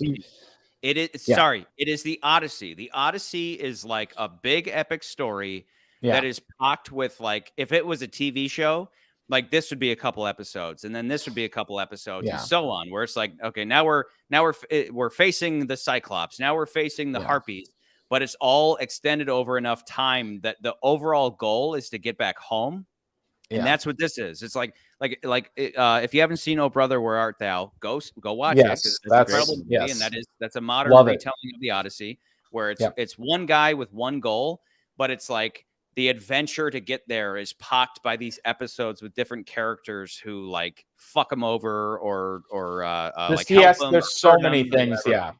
So he finally gets to. So he wakes up. I believe he gets, if I remember correctly, he hitchhikes his way back to his mom's place. Somehow he does it. And as he's getting there, he finds out that the funeral that he was racing to get there has already happened. So he's late to the funeral. People are like packing up as he's walking. Packing everything up. And he's like, when was the funeral? It's like, oh, we already had the funeral. He's like, oh, okay. And then this is like this whole act is a lot of reveals, right? So he comes into his house, he finds his mother's casket. And his mother is missing his head because the way she dies is a chandelier fell on her head, so she doesn't have a face or a head anymore. Evaporated. So there's this casket. Ari Aster has a thing about decapitations, by the way. Sure. And I'm the guy in the theater that the moment they show her without a head, I'm like, and like nobody's laughing but me. But I'm like, that's a joke. That's a joke, people. So he sees her casket, but then what's crazy is as he's walking through his mother's house, it's starting to reveal things that we didn't know about his mom. Because in the beginning of the story, we don't know what his mom does. We don't know the lifestyle that his mother has. We have slight hints of it, but finally it's slowly revealed that like his mother is like this billion-dollar mogul, like owns all these companies and all this stuff, and we see her son in all these ads as a child for all these different medications and all these different foods and all this different stuff. Electra. And there's like King, man. There's like all this stuff that he's like, you're realizing, oh, like we're really understanding like why is Beau the way he is? It's obviously because of his mother. And I mean, we see that in the movie, but it's like it's really, really like, oh, that's what's happening. So he sees all this stuff, but then the best part of the movie happens. Because it's a sex scene. It's awesome. And he lays down on a couch and he wakes up and they're Elaine. Because he did see Elaine. I didn't mention this. We see Elaine. Elaine is this girl, real quick. He was on a cruise ship, and you see bits of that in the trailer. He was on a cruise ship and he met this girl, and this girl kind of like, in a way, his mom felt threatened by her and she had to leave. And we don't know why she had to leave, but we think it's because the mom didn't like. And Elaine's much more assertive, like, yeah, basic. 10, 9, yeah, 8, it's like, and they like, also look very similar. They really do look like him. Like he's essentially trying to fuck mommy. But she's a lot, because most people, as I think most psychologists would say, you tend to marry or are with people that remind you of your parents in a weird way, like or your family. In your family or general, but usually it's like if someone who reminds you of your mom or someone who reminds you of your dad, if you're the opposite way. And that's what she sees in him. Well, then jump forward to the fourth act. We did see like a clip of her, but she was an adult, and he's like, "Oh, you worked for my mom," and he didn't know that. She comes in and she's late to the funeral, and she's like, no coincidence though. It is obvious. It is obvious that his mom set it up. Sought her out to hire the love of her precious baby's life. Sought her out to hire her to further control her in his life. Yeah. Continue. So he's like, obviously he has all these feelings. His mom's dead, so he thinks, and then he like talks to her, and he's like, "I waited for you." She had left him a note. He's all like, "Waited for you," and it's like, "Hey, do you want to come inside and like, let's go to the bedroom. Let's go to mom's room." So she goes, and it's like the first time he's ever had sex, and it's like you watch that scene, and you're like, most of us have had sex in this podcast, right? Hey, but it's it feels some of us. Part of our audience are teenagers. You watch your tongue. But all in all, the whole it's the first time he's ever had sex in his life, and it's a buildup because we've already heard earlier that we think he's going to die. There's actually the possibility that the moment that he actually orgasms, he will die, and it's like. It's a hard scene to watch because the movie's so unpredictable that I was sitting there again, like the Lord of the Rings thing. I was like, this might be the end of the movie. The end of the movie might be. You feel like this is the end. You think this is the end of the movie. You think this is the end of the movie. He gets in bed. He's like, and again, oh no, I can't do this. Any of us who have been through intercourse, he's like begging her. He's like, stop gyrating on my pelvis because like. It's coming. Like, stop. No, I don't want to die. He's like begging for his life as she's like gyrating on his cock. And you're like, oh my God, he's going to die. And he's like, I'm going to die. And then he's like, It's like this big orgasmic moment as he's coming for the first time. And she literally says, I think you just blew through the condom. I felt that. And he's like, no, because he doesn't want to die. And it's been built up. And then he's like, oh, okay. Oh my God. I thought I was going to die. I swear to God, I thought I was going to die. And then he looks up and what does he see? Can we skip it? What does he see? Skip it. We don't want to say it. Okay. Wait, skip what happens next. We're not going to tell you what happens next. We're not going to give away all the spoilers. It is probably, honestly, it is still here. That is one of my favorite parts of the movie because it's so shocking, but also you really do think it's the last part of the movie. I actually yelled, and that's not me. Like I'm generally very reserved in movies, other than laughter. I actually, when you see what happens, I actually went. I actually yelled. I couldn't believe it, but this is what I mean. This movie is so visceral. I actually yelled out because it was such a built up moment. I mean, it was, and that's a big deal for me. So anyway, all that being said, hold on. All that being said, this culminates into his mother in the room, and she's like, "I've seen everything." Suddenly, she's not dead. Suddenly, his mother is not dead. But the one moment, I think it's the one moment where you think that Beau is not as weak as he seems. He's like, I knew you weren't dead. And she's like, how did you know I wasn't dead? And he says, the mark that was on the body's hand, and it's revealed that he had a maid. And his maid, they have a quick flashback, and it's revealed that the maid was probably more of his mother, like a loving, caring, maternal figure in his life that he cared about. And it's revealed that like the mom, the most manipulative person in the world, she orchestrated this thing. She's like, if you replace me and pretend to be dead and basically die, I'll pay all your relatives, and it's going to be a lot of money, but it's going to get my son here. And she decides to do it. And it's a messed up thing. And then he's having all these. It's pathetic.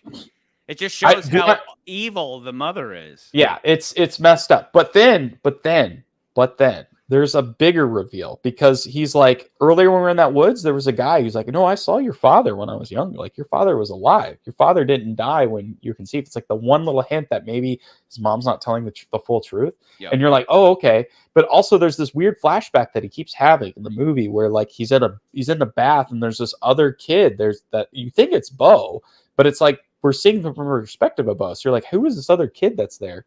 And the mom's grabbing him. And she's like, fine. And so we finally see the actual play out of that whole thing where because the boy keeps saying, who's my daddy and where is he? And so he says later, he's like, a stronger version of me presses my mom for the truth. And what happens to him, McCurdy? Yeah. So she's like, no, that like, he's like, she grabs him and puts him, opens a very well orchestrated shot. He pulls down this ladder for the attic. And then she's like, you're going in the attic and I'm going to forget about you. And she closes the attic. And he's like, I'm having these weird memories. And I had these dream about this. And she's like, that's not a dream. That actually happened. He's like, what? And he's like, let me show you. I'll show you the truth. I'll show you your father. So he finally goes up to the attic. It's like this thing that we're like, wait, what? This is when the movie like does these weird turns where you think you're in real world stuff, and then all of a sudden you're like, nope, this is weird. Again, like they say in the play, we blur the line between it's so weird. Reality and the absurdity. He goes upstairs, and when he gets upstairs, he sees, he's like, it's a scary thing. It's this big attic. It's all scary looking, and he sees somebody, and there's a it's Beau. You think it's Beau, but it's his brother that we never met, and he's sitting there with like a little pail, and then the best part, the other best part of the movie. What's that? His brother has like a dog bowl, right? His little dog bowl. Whether it's actually his brother or if it's a metaphor for like a better piece of a better version of himself. Like okay, guys, the version of himself who would have become a man gets locked in the attic along with dad. That is a metaphor. Like we are in metaphor land, right? I don't think it's actually that Beau had a twin brother who was locked in the attic. It is straight up. It is the masculine, manly, adult version of Beau that has been locked in the attic along with dad. And what is dad? Wait, hold on. What is dad? No, to that. What is the pure essential thing? I don't care about like today's politics and genders and stuff. What is the pure essential thing biologically that we talk about as a male? Like, what is male? Yes. As biological, what is dad? Is a penis. No, not just that. What is dad? Dad is a giant dick. It's a penis. A giant. But I just said. A penis monster. Not just a penis, but a giant. Your father was a huge dick. That is the metaphor we're looking. Where literally, for anybody who hasn't seen it, literally, my boy, sitting next to the masculine version of Beau is a giant CGI dick monster. A massive dick and balls thing. That's like. And that the whole thing there is like your father was a big dick, and then what's his face literally comes blasting through the window. The guy comes back and he stabs him and kills him. Doesn't he shoot it a bunch too? Yeah, he's like and like that's where the movie and dad like its big absurd moment, but it is funny. You're like, what is going on? And so if. And then this is my review. If someone were to ask me, what do I need to know about this movie? Why should I watch this movie? I'd say, because we didn't do a recommend segment. I'd be like, I would talk to my friends and obviously we recommend it. See this movie. See this movie. But if I said it's like all you need to know is giant penis monster, and they'd be like, wait, what? And you're like, what? Giant penis monster? What are you talking about? But it's meaningful. You got to see the movie. It means something. So it weird. Is so fucking. The whole movie is meaningful. Again, just like Infinity Pool. The whole thing with Infinity Pool is like, this is a movie about Satanism. You need to see it through that lens. This is a movie about overbearing mothers and like, again, I sorry guys, as a guy in the dating pool, you guys aren't involved.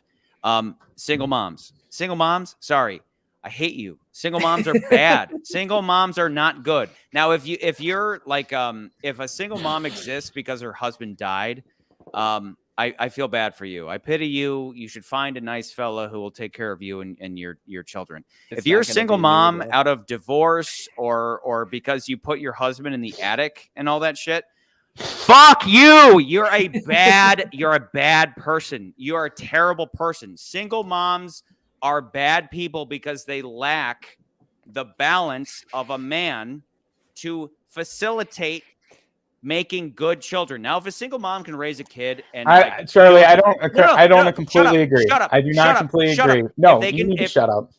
If they can raise a child to be independent, that's good. That's good. But the over emotionality of a lot of women leads to making bows, and that's what this movie is about. This movie isn't about a single mom raising a kid to be a full person. That would be a good movie in and of itself. This is a movie about a single mom without masculinity in the dynamic of the family to make a real man, because Beau is the worst fucking person that anybody. Yeah, there you go. It's gonna be less than 5 years. Exactly. It'll be less than 5 years. Beau is a bad person. Beau is a useless fucking child, and he's made that way because of his single mother. Yeah. He needs a father in his life. Anyway, this crazy thing happens because Dad was locked in the attic. Dad was a big dick who was locked in the attic. He jumps out, and he gets his brother. I think saves him from the things that are happening, and then he comes out of the attic. No, that doesn't. Does his brother trip him or something, and then he falls out of the attic? No. All I remember is that the soldier guy who was hunting him in the woods runs up and attacks the giant dick monster who's supposedly, and then the giant dick monster kills him. Gets killed, and then Beau just like runs away. Like Beau runs away. Back he down falls down the stairs. He falls down the stairs. I remember that. So he falls down the stairs, and then he's confronted by his mother, and he knows the truth, and he knows all this stuff, and his mother is like I've done all this stuff, and he finds out his therapist. He finds out his therapist was in on this, and then his whole world is turned upside down, and he realizes that that's the moment where he realizes he realizes, as the audience, we kind of got that, but at that moment he realizes that his mother has been controlling him the entire time, and the therapist has known all this stuff, and that's when I think, Charlie, we talked about it earlier, he chokes his mom, like he has this snaps. Well, and specifically because she's like, you've been like, even as a baby, you wouldn't accept my breast, and you were so terrible, and all these things that are outside of it. She's holding him accountable for all these things in his life that were essentially outside of his control, and it just shows that this narcissistic mother of his, this overbearing mother of his, is desperately. I mean, she really is emasculating him and really doing everything she can to belittle him to where all he can do is literally kiss her feet. I mean, at some point he's kissing her feet because he's just like, Mom, I'm trying to do right by you, but nothing's ever good enough. And that is like, anybody who understands how narcissists are, she is doing everything she can to cut him off at the knees to make sure that he'll never leave her. And to the point where she's like, I actually hate you. I hate you. And that's where like enough is enough. And Beau, for the first time in his life, actually does something about something going on. Because again, he had a cop pointing a gun at him. He had a guy fall in a bathtub with him. He has all these horrible things happening to him. He had like a 14-year-old girl screaming at him, and he never did anything. But finally, he does something for once in his life. He puts his fucking hands around his mother's throat, and he squeezes as hard as she can. But then halfway through, he stops. Oh my God, I'm sorry, Mom. I'm sorry. And what does she do? She's like, and then collapses. And we understand in that moment that she's dead. And then cut to Beau is outside. Act 5. Beau is outside of the mansion, which, by the way, we go from, just like to show the progression of the movie. We start in an apartment, then we move to a house, his apartment, then a house with the surgeon's family, and then we're in a mansion, right? So there's like this escalation over time, and he's walking away from the mansion, and his face, like Joaquin nails the face. It's like this face of a guy who's literally just murdered his mom. Like he's just like, like zombie. And he walks and he just finds a boat and he just fires up the outboard engine and he just sails off into the dark. And that's the end of Act 4 with his mom dead. Act 5. And then Act 5, Nance, can you? We already touched on it. It's very short, simple Act 5. He goes through a tunnel cave thing, ends up in this like inside a cave auditorium thing. He's in this little dinghy on a boat, like in this weird round thing. The motor starts spazzing out, and he's just being judged, I suppose. Yeah. Judged for all mom of his is there. There's like a lawyer representing him and her. And on the Jumbotron, they're like, remember when you were a kid and you hid from her in the mall?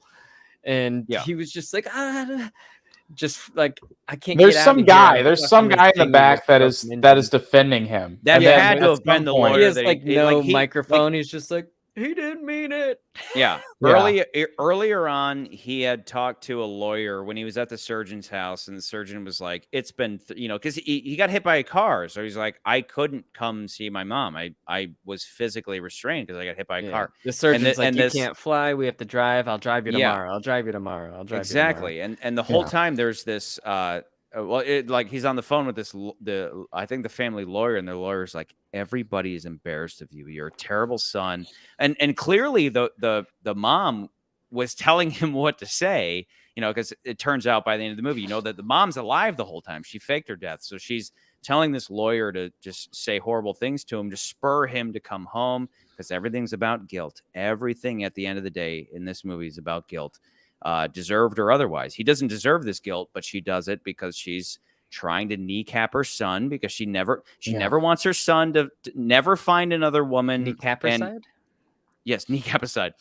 The whole theme of the movie is stark contrast to the play, right? The play was your parents die, so you become a real human being and you have kids, and you eventually become the father and then the grandfather, and then you die and you pass on life. Her whole thing is, no, you're not going to do that. I made you and you serve me. She's the worst mother that anybody could have, because she doesn't want him to have his own life. She wants him to serve her. You're going to leave me just like your son of a bitch father. Like, she's the worst mother that anybody could have.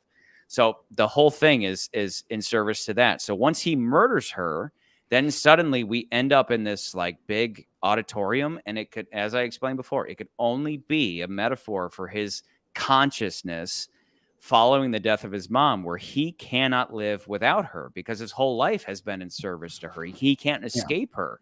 So what do we have is we have this lawyer, and I did not gather that at the time of watching the movie. Nance, that's why you need me in your life. That makes sense. That's why you need me in your life, because I'm here to make sense. You guys should have gone to the movie together. Exactly. So yeah, I'm leaning over being like, there's a metaphor. It's a metaphor, Nance.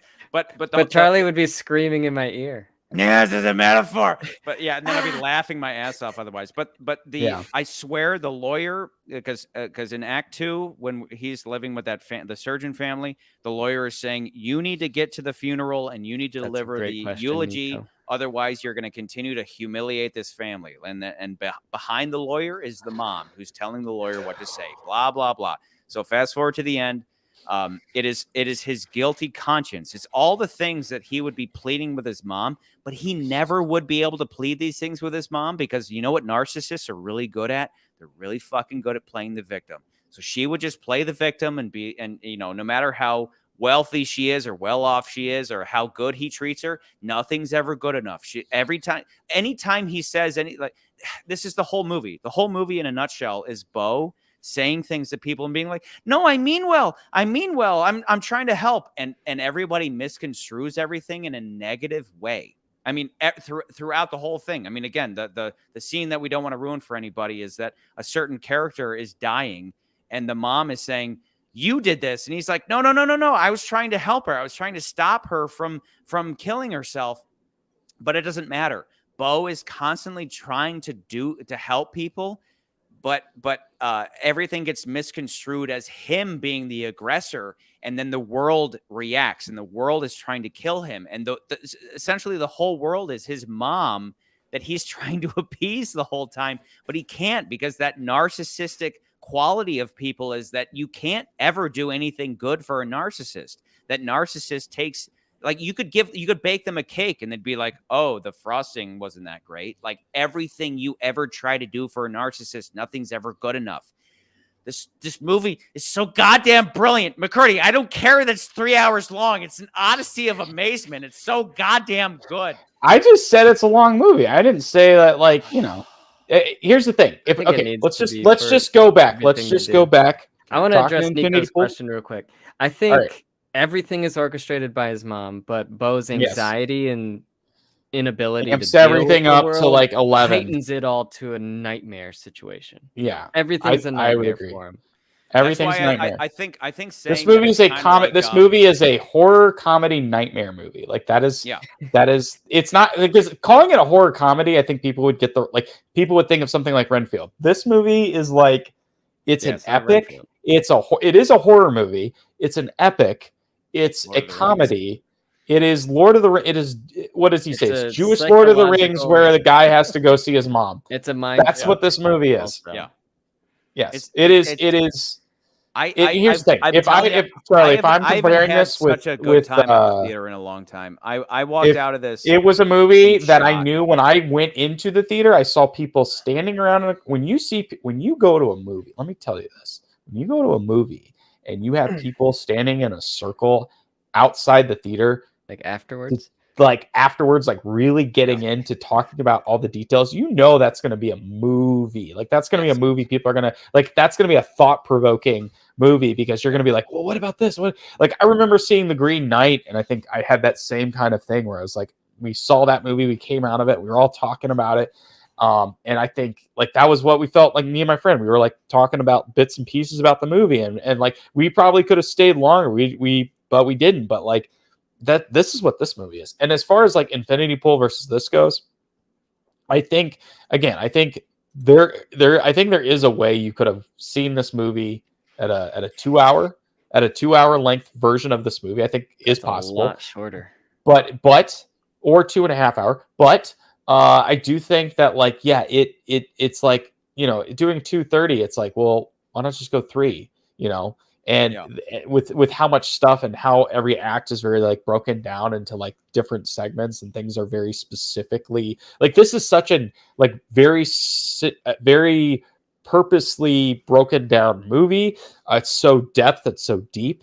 I don't think Infinity Pool like matches that in its depth. I think Infinity Pool has a really great story in it, and I think it's like a lot more digestible. But I think it's got like a very smaller story. This movie goes like amps everything up to 11 on like every skill, like from the production design to the acting to like the all the little things that you see in the back from the art direction. It's just like this is the insanest epic I've ever seen. Like, just so absurd. It reminds me a lot of like how everything. I don't know if you guys saw Everything Everywhere All at Once, but that movie is also a personal story that is told in more of like this just bizarre, out of this world way. And I think that's kind of the same thing Big said true for this movie. So I agree with you, Charlie. I think it's number one.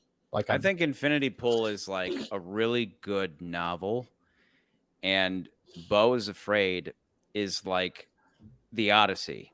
Yeah.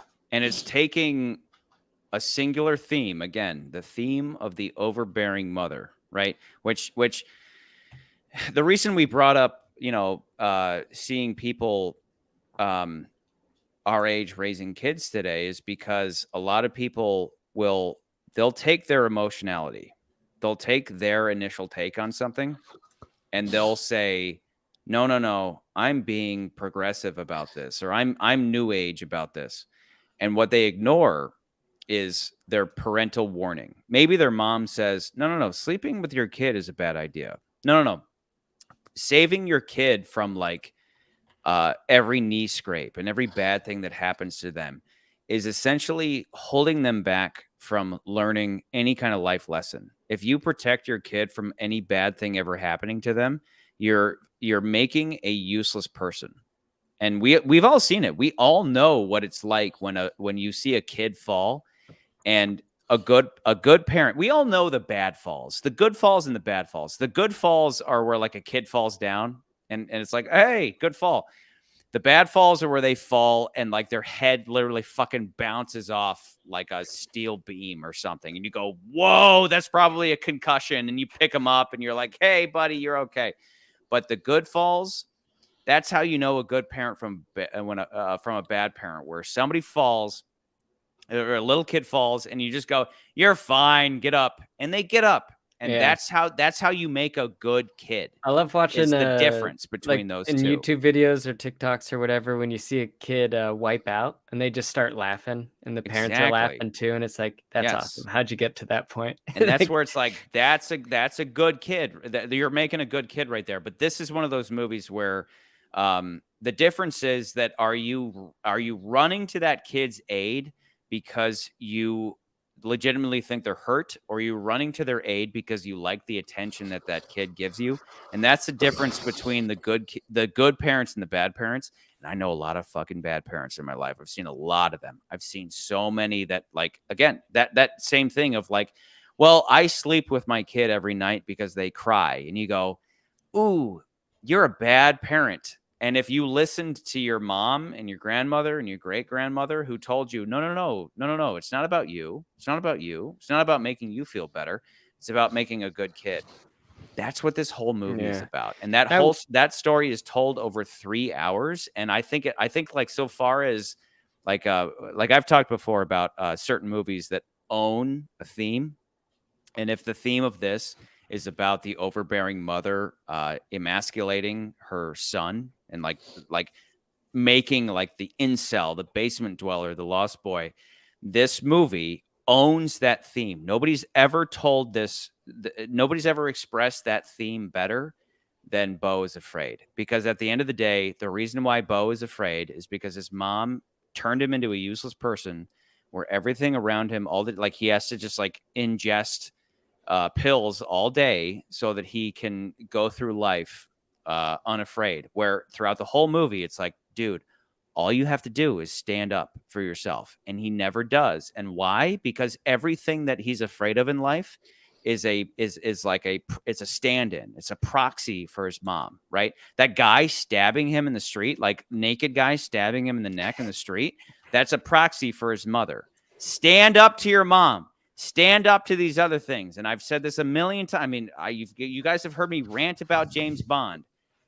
Evil exists in the world. Stand up to it. Be a fucking man and punch it in the face. But if you've been brainwashed into not doing so because you think you're like a better person for not being violent, guess what? We live in a physical world where you supposedly turning the other cheek or like being a conscientious objector. How do you know? How do you know that you're not just a fucking coward? And with Beau is a motherfucking coward from the beginning to the end. And that's why he dies in the end, because he cannot live without his mommy.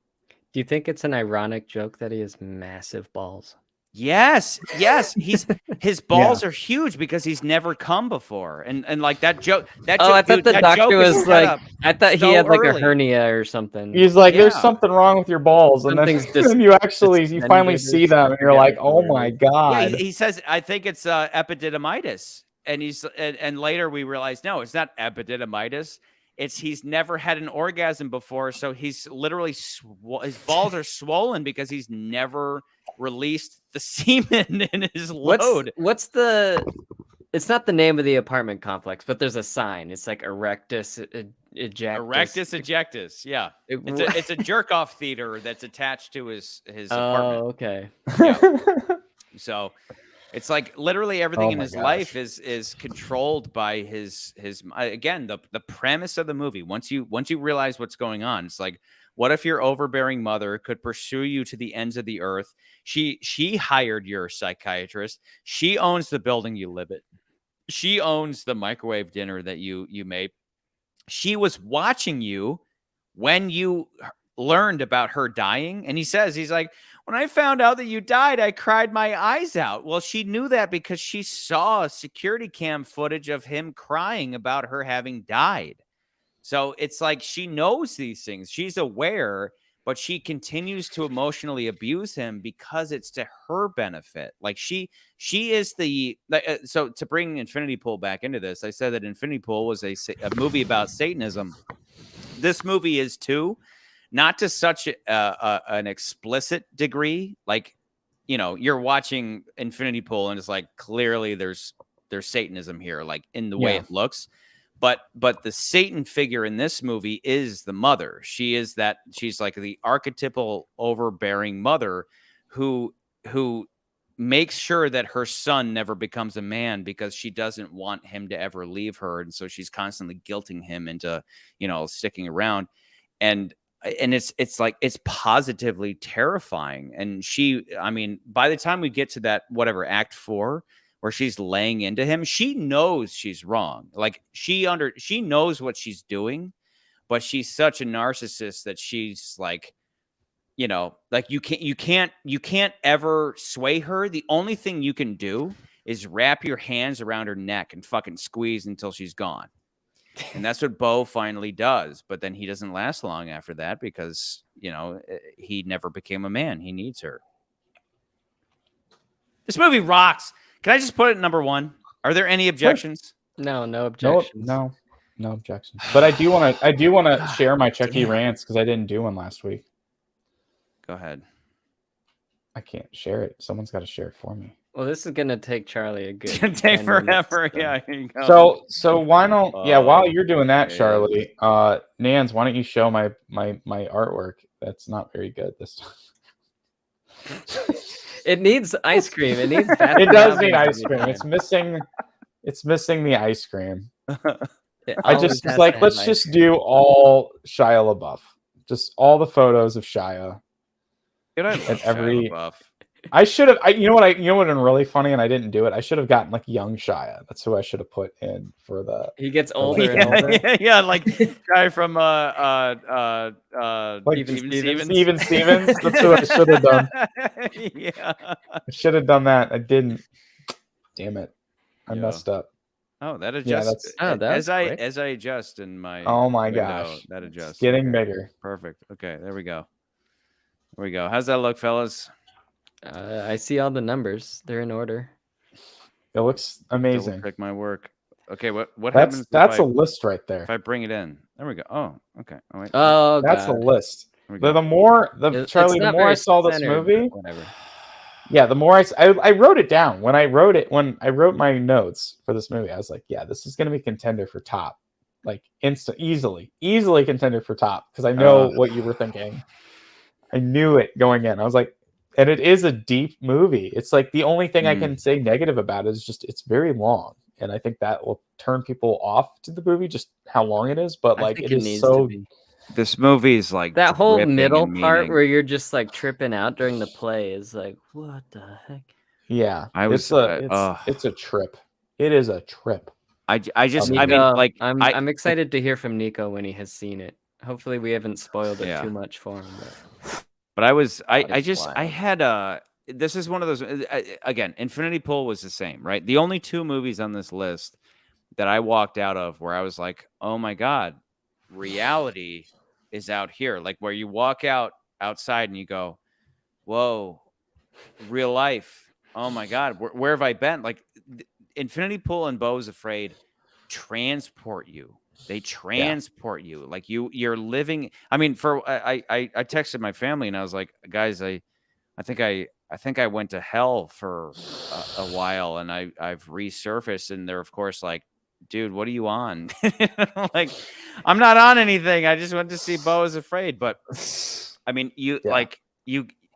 a lot of people will say, it's not like Infinity Pool. I think Infinity Pool is a little more veiled, where I think people could watch that and like Nance, or they're like, "This was just a bunch of gobbledygook. This didn't make sense." The message is more clear than Infinity Pool. Yes, certainly. Yeah. And I goddamn, I just like, I laughed. It's not like one of the. I laughed. I cried. No, I laughed my ass off. I was shocked by like again the production design in general in that first act with like. I just want like a freeze frame of everything that was going on with just so funny, like how amazing everything was. Like but the guy that's chasing him, asking him to help him, like when he's in the store, getting the water, he's still in the window. Yeah, exactly. I think like on that front, what it kind of reminded me of overall. But everyone does the same thing all the time. When they get into his apartment, the guy gouging out that one guy's eyes is still gouging out his eyes. That's where you're like, is this an act? Is this like, is mom paying for all this? Is this Truman Show? But I think, I mean, for me, movies like this, what they do for me is they remind me of a time as a kid where my two of my favorite movies of all time. Two all-time favorite movies are the animated Alice in Wonderland and Willy Wonka and the Chocolate Factory. And the reason why is that as a kid, they terrified me. They like, I enjoyed them as a kid, but at the same time, they were scary because what happened in those was like, you start in the real world and then you're transported to a world where anything can happen. That's where this is like, those movies are an odyssey, right? Like Alice in Wonderland, Willy Wonka, those are Odyssey style movies and stories. And this one is the same where you're like, you don't know what's around any given corner. And so the whole time you're on edge and you're terrified and you want that fucking anxiety medication that Beau keeps taking. And the reason why I equate them though specifically is because the way I've always described Alice in Wonderland and Willy Wonka is that the characters involved at any moment, they get really pissed off. Like in Alice in Wonderland, one of the characters will just like, they'll get really mad and you're like, and then like Willy Wonka will just get like, he'll start screaming out of nowhere and like everything's unpredictable. And that's what happened here because Beau is unable to stand up for himself. It's not like Alice. Alice was just like, I'm a cute, innocent girl, or like Charlie Bucket is like, I'm just a little kid. Well, so is Beau. And Beau's like, I mean, well, like at one point he literally says to the 14-year-old girl, he's like, she's like, what? I can't remember her name, but it's like Jessie. And he's like, she's like, don't call me Jessie. And he says, but I thought that was your name. And she goes, yeah, but that's my name. And it's like, that's hilarious. But B, you never know why somebody's going to freak out on you. And you're living in this world where everything is against you. And that's what Alice is. And that's what Willy Wonka is. Like everything's out to get you. This literally brought me back to being a kid watching those freakish fantasy movies. This is an experience that like I cherished this. I absolutely cherish seeing this in theaters. Please go see it. Go see the movie. Let me talk about one other theme, though. I know you at this point, you guys, we've decided where it ranks. You guys want to go to bed. I get it. But let me talk about another major theme of the movie. The Pietà. Do you guys know the Pietà? No. The Pietà. Do you feel bonita? As a famous statue that I wish I would have queued up. I should have done that. Oh, wait. I have a photo of the statue that he has the whole movie because I didn't even mention that. Yes. Are you talking about that? The Pietà specifically is Mother Mary and a crucified Jesus Christ, and she's holding him. And the meaning of that statue is why, because Mary brings Jesus into the world knowing that he's going to be killed. And so the meaning of that statue is why bring a child into this crazy world? And that's something that like I've heard so many men and women alike. I hear them say that. Why would I bring a child into this messed up world? And every time I hear that, I go, okay, first off, somebody told that to you. You didn't come up with that yourself. You heard somebody say that and you said, oh, that's a good scapegoat. That's a good excuse to never have kids. And so people who say that typically are cowards because the whole idea is, that's nothing new. Like people would say, oh, we're on the verge of World War III or the economy is about to crash. Why would I bring children into this world? You think you're the first person to ever fucking think those thoughts? No. Everybody who's ever has had a kid for thousands of years, they all say the same thing, which is, why would I bring a kid into this fucked up world? But people do it anyway because you have to have a certain amount of bravery to have a kid in general. But cowards fall back on the excuse of, well, the world's messed up, so I won't do it. No. You're being a coward. So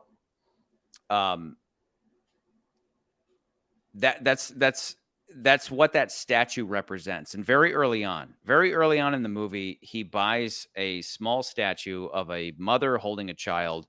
And that's not exactly the Pietà. The Pietà would be like a full, like dead Jesus that Mother Mary is holding. But throughout the whole movie, you see the recurrence of this statue. And that's used against him at the end where he it's like you gave that whore in the woods this statue, this gift that was meant for me, but you gave it to her.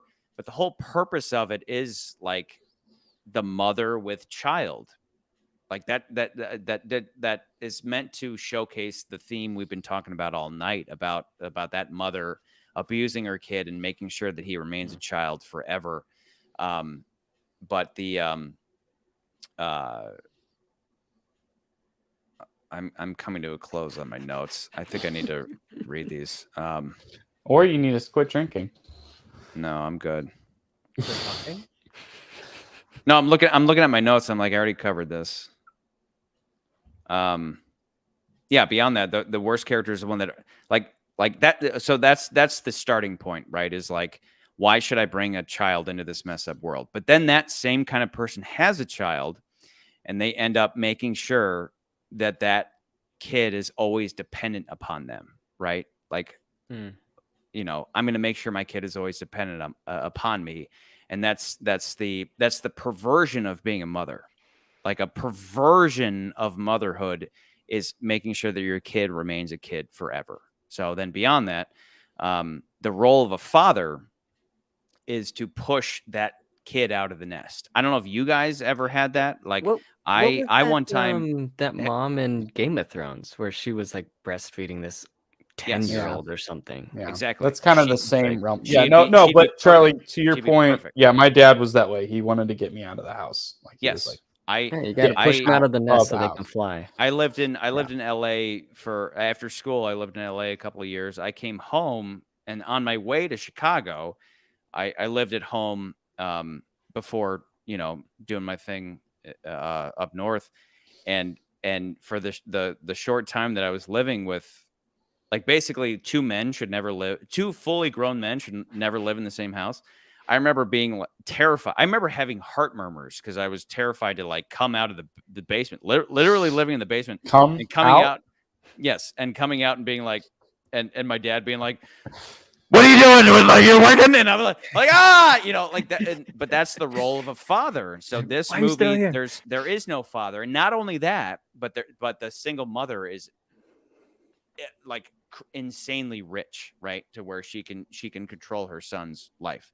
So meanwhile, Beau can't even leave his house to get a bottle of water without anxiety medication. And you realize that that's kind of by design of his mom. Like, his mom probably hired all those people to be in the street to terrify him so that he'd return to mommy.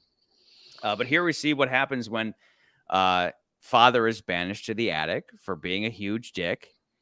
And again, this is why we talk about Bond not being a nice guy, blah, blah, blah. But in the end, Beau is useless, never stands up for himself, and he just gives into fear. Hence the title, Beau Is Afraid.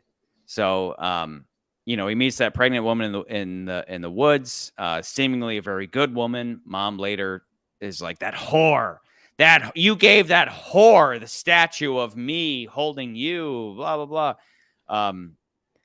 Locking the stronger version of himself up in the attic next to dad, who's a huge dick.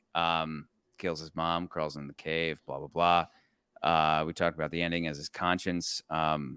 At the end, misconstruing everything positive he ever did as negative, regardless of his intent, reflecting the idea of guilt throughout the whole movie, which began with his birth, ends with his death. Hence, he cannot live without mommy. Both of these, as we talked about, both these movies live under the banner of Satanism, this and Infinity Pool. But just Beau took that theme and ran with it to epic proportions, hence equating it to, the Odyssey and all that. Because at the end of the day, as the Pieta would say, right, you have that, again, it's not quite the Pieta in the movie. It's a statue of a woman with her child. But the Pieta would be Mother Mary with dead Jesus. The idea being that you bring somebody in the world like McCurdy. Sorry, amongst us, you're the only one with children. Someday your children are going to die.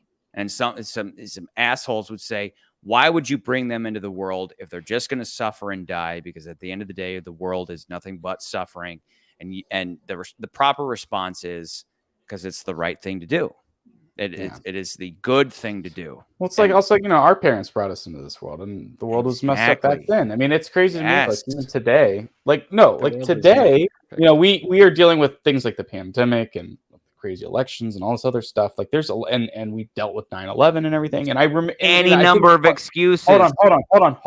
Yes. I just think it's funny that like when you online and people post those things like millennials, we dealt with all this stuff, and I'm like, yeah, we did. We didn't have World War II.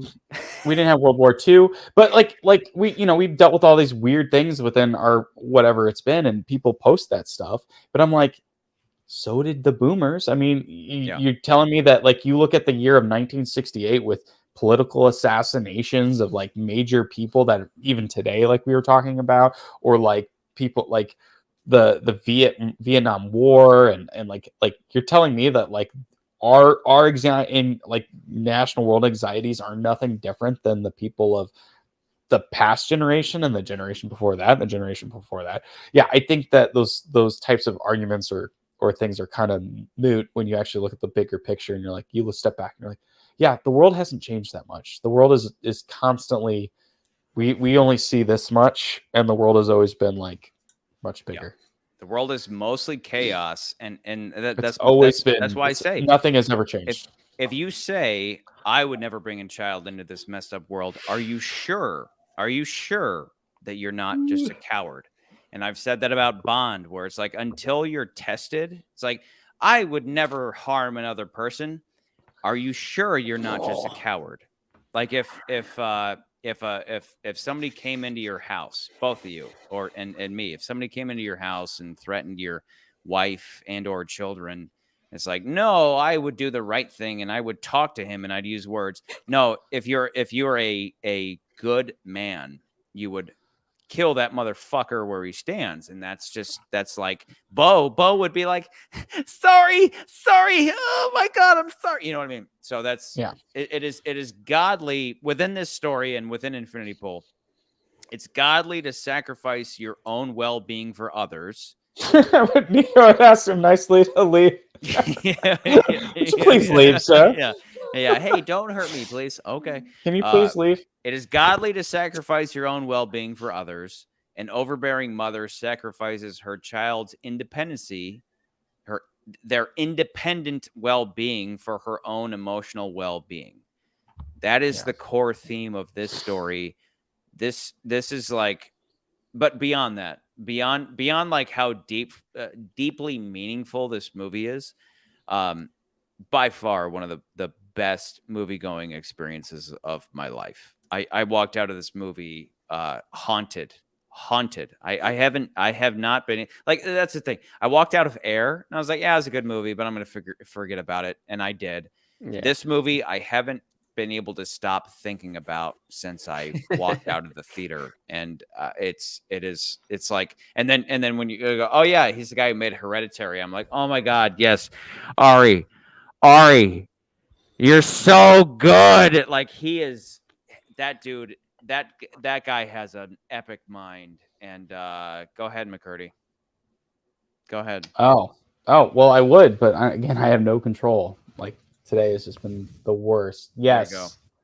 This is like, Ari Aster is like he's the new big name, I think. After you see this movie, you're like, this guy has a lot to say. He is he's standing apart. Like, I mean, he's only made, this is his third feature, right? So like third movie. It's his third movie. Like there's not very many filmmakers that you can say, like you can point to and be like, they've made like banger after banger, like movies that stand out. There are not very many filmmakers that are like that, honestly. Nico asked, Nico, before you continue, Nico asked, what is the rank of Midsommar versus I have not seen Midsommar. Beau? I have not seen Midsommar. I haven't seen any of them. That's hard. I think that's hard for me because they're so drastically I'll take the front then, because this is easy. This movie is his epic. This is an incredible film. This has to take the top spot. Midsommar would be at the bottom, but that doesn't mean it's bad, as we always say. Just because you're at the bottom of any ranking we give, that doesn't mean it's bad. No. Nico's talking about Robert. Yeah. The Hereditary haunts me. It fucking haunts me. But this movie was so visceral. Like, just like again, like I said, I can't remember any movie where I have audibly yelled. Like, I went, ah! Like, I yelled, guys. That's weird. Like, if I masturbate, that's not weird. If I masturbate, I don't even yell out. Like, because growing up in a family of all women, too much information. You jerk too off. Much information. You jerk off too silently. Much information. You jerk too off much on mute. I don't need to hear all this. In a theater and to yell out and be like, ah! Like, I yelled. I fucking yelled. That says something very anyway, Nico, visceral to close it up, is. Nico did also bring up Robert Eggers. I would say he's like, him and Ari Aster are like in the same camp as new today filmmakers of this generation. Like, Christopher Nolan was just the last generation of filmmakers. This guy's like that next generation of like names that are going to come out, like, are coming out of the woodwork, and you're like, man, they just make really great movies. And like, this guy's going to make another great movie right after this one, and it's just going to be, another great one after this one, So like, this guy's shown that he's got some really great filmmaking chops, and it's nice to see. Like, it's not. It makes a lot of sense to me why him and Martin Scorsese are having like Martin Scorsese's interviewing him about his movie after a screening. It's like, that makes so much sense to me. He's like, crazy. He's the next. Like, you gotta foster these guys. They're like, wow, this guy's great. So he's definitely like it. But yeah, just to boil that all down, like, as far as this movie goes, like, this movie isn't. Joaquin Phoenix does a great job. There's a lot of actors who do a great job in this movie, but like, it's really like the thorough thought process of the writing and the directing of this movie that make this movie so like enjoyable, as well as just like thought provoking and just weird, and makes Charlie. It came from this guy. Yeah, this is the dude. Yeah. So that being said, should raise a glass. I finished my drinks long ago. Pour a new one, you bet. Pour a new one. Fuck to get up. How dare you? Pour a new one. No. All right. So this is to our Ari Aster. I'll do this. Just mime it, Nan. Just mime it. All right. Good night, y'all.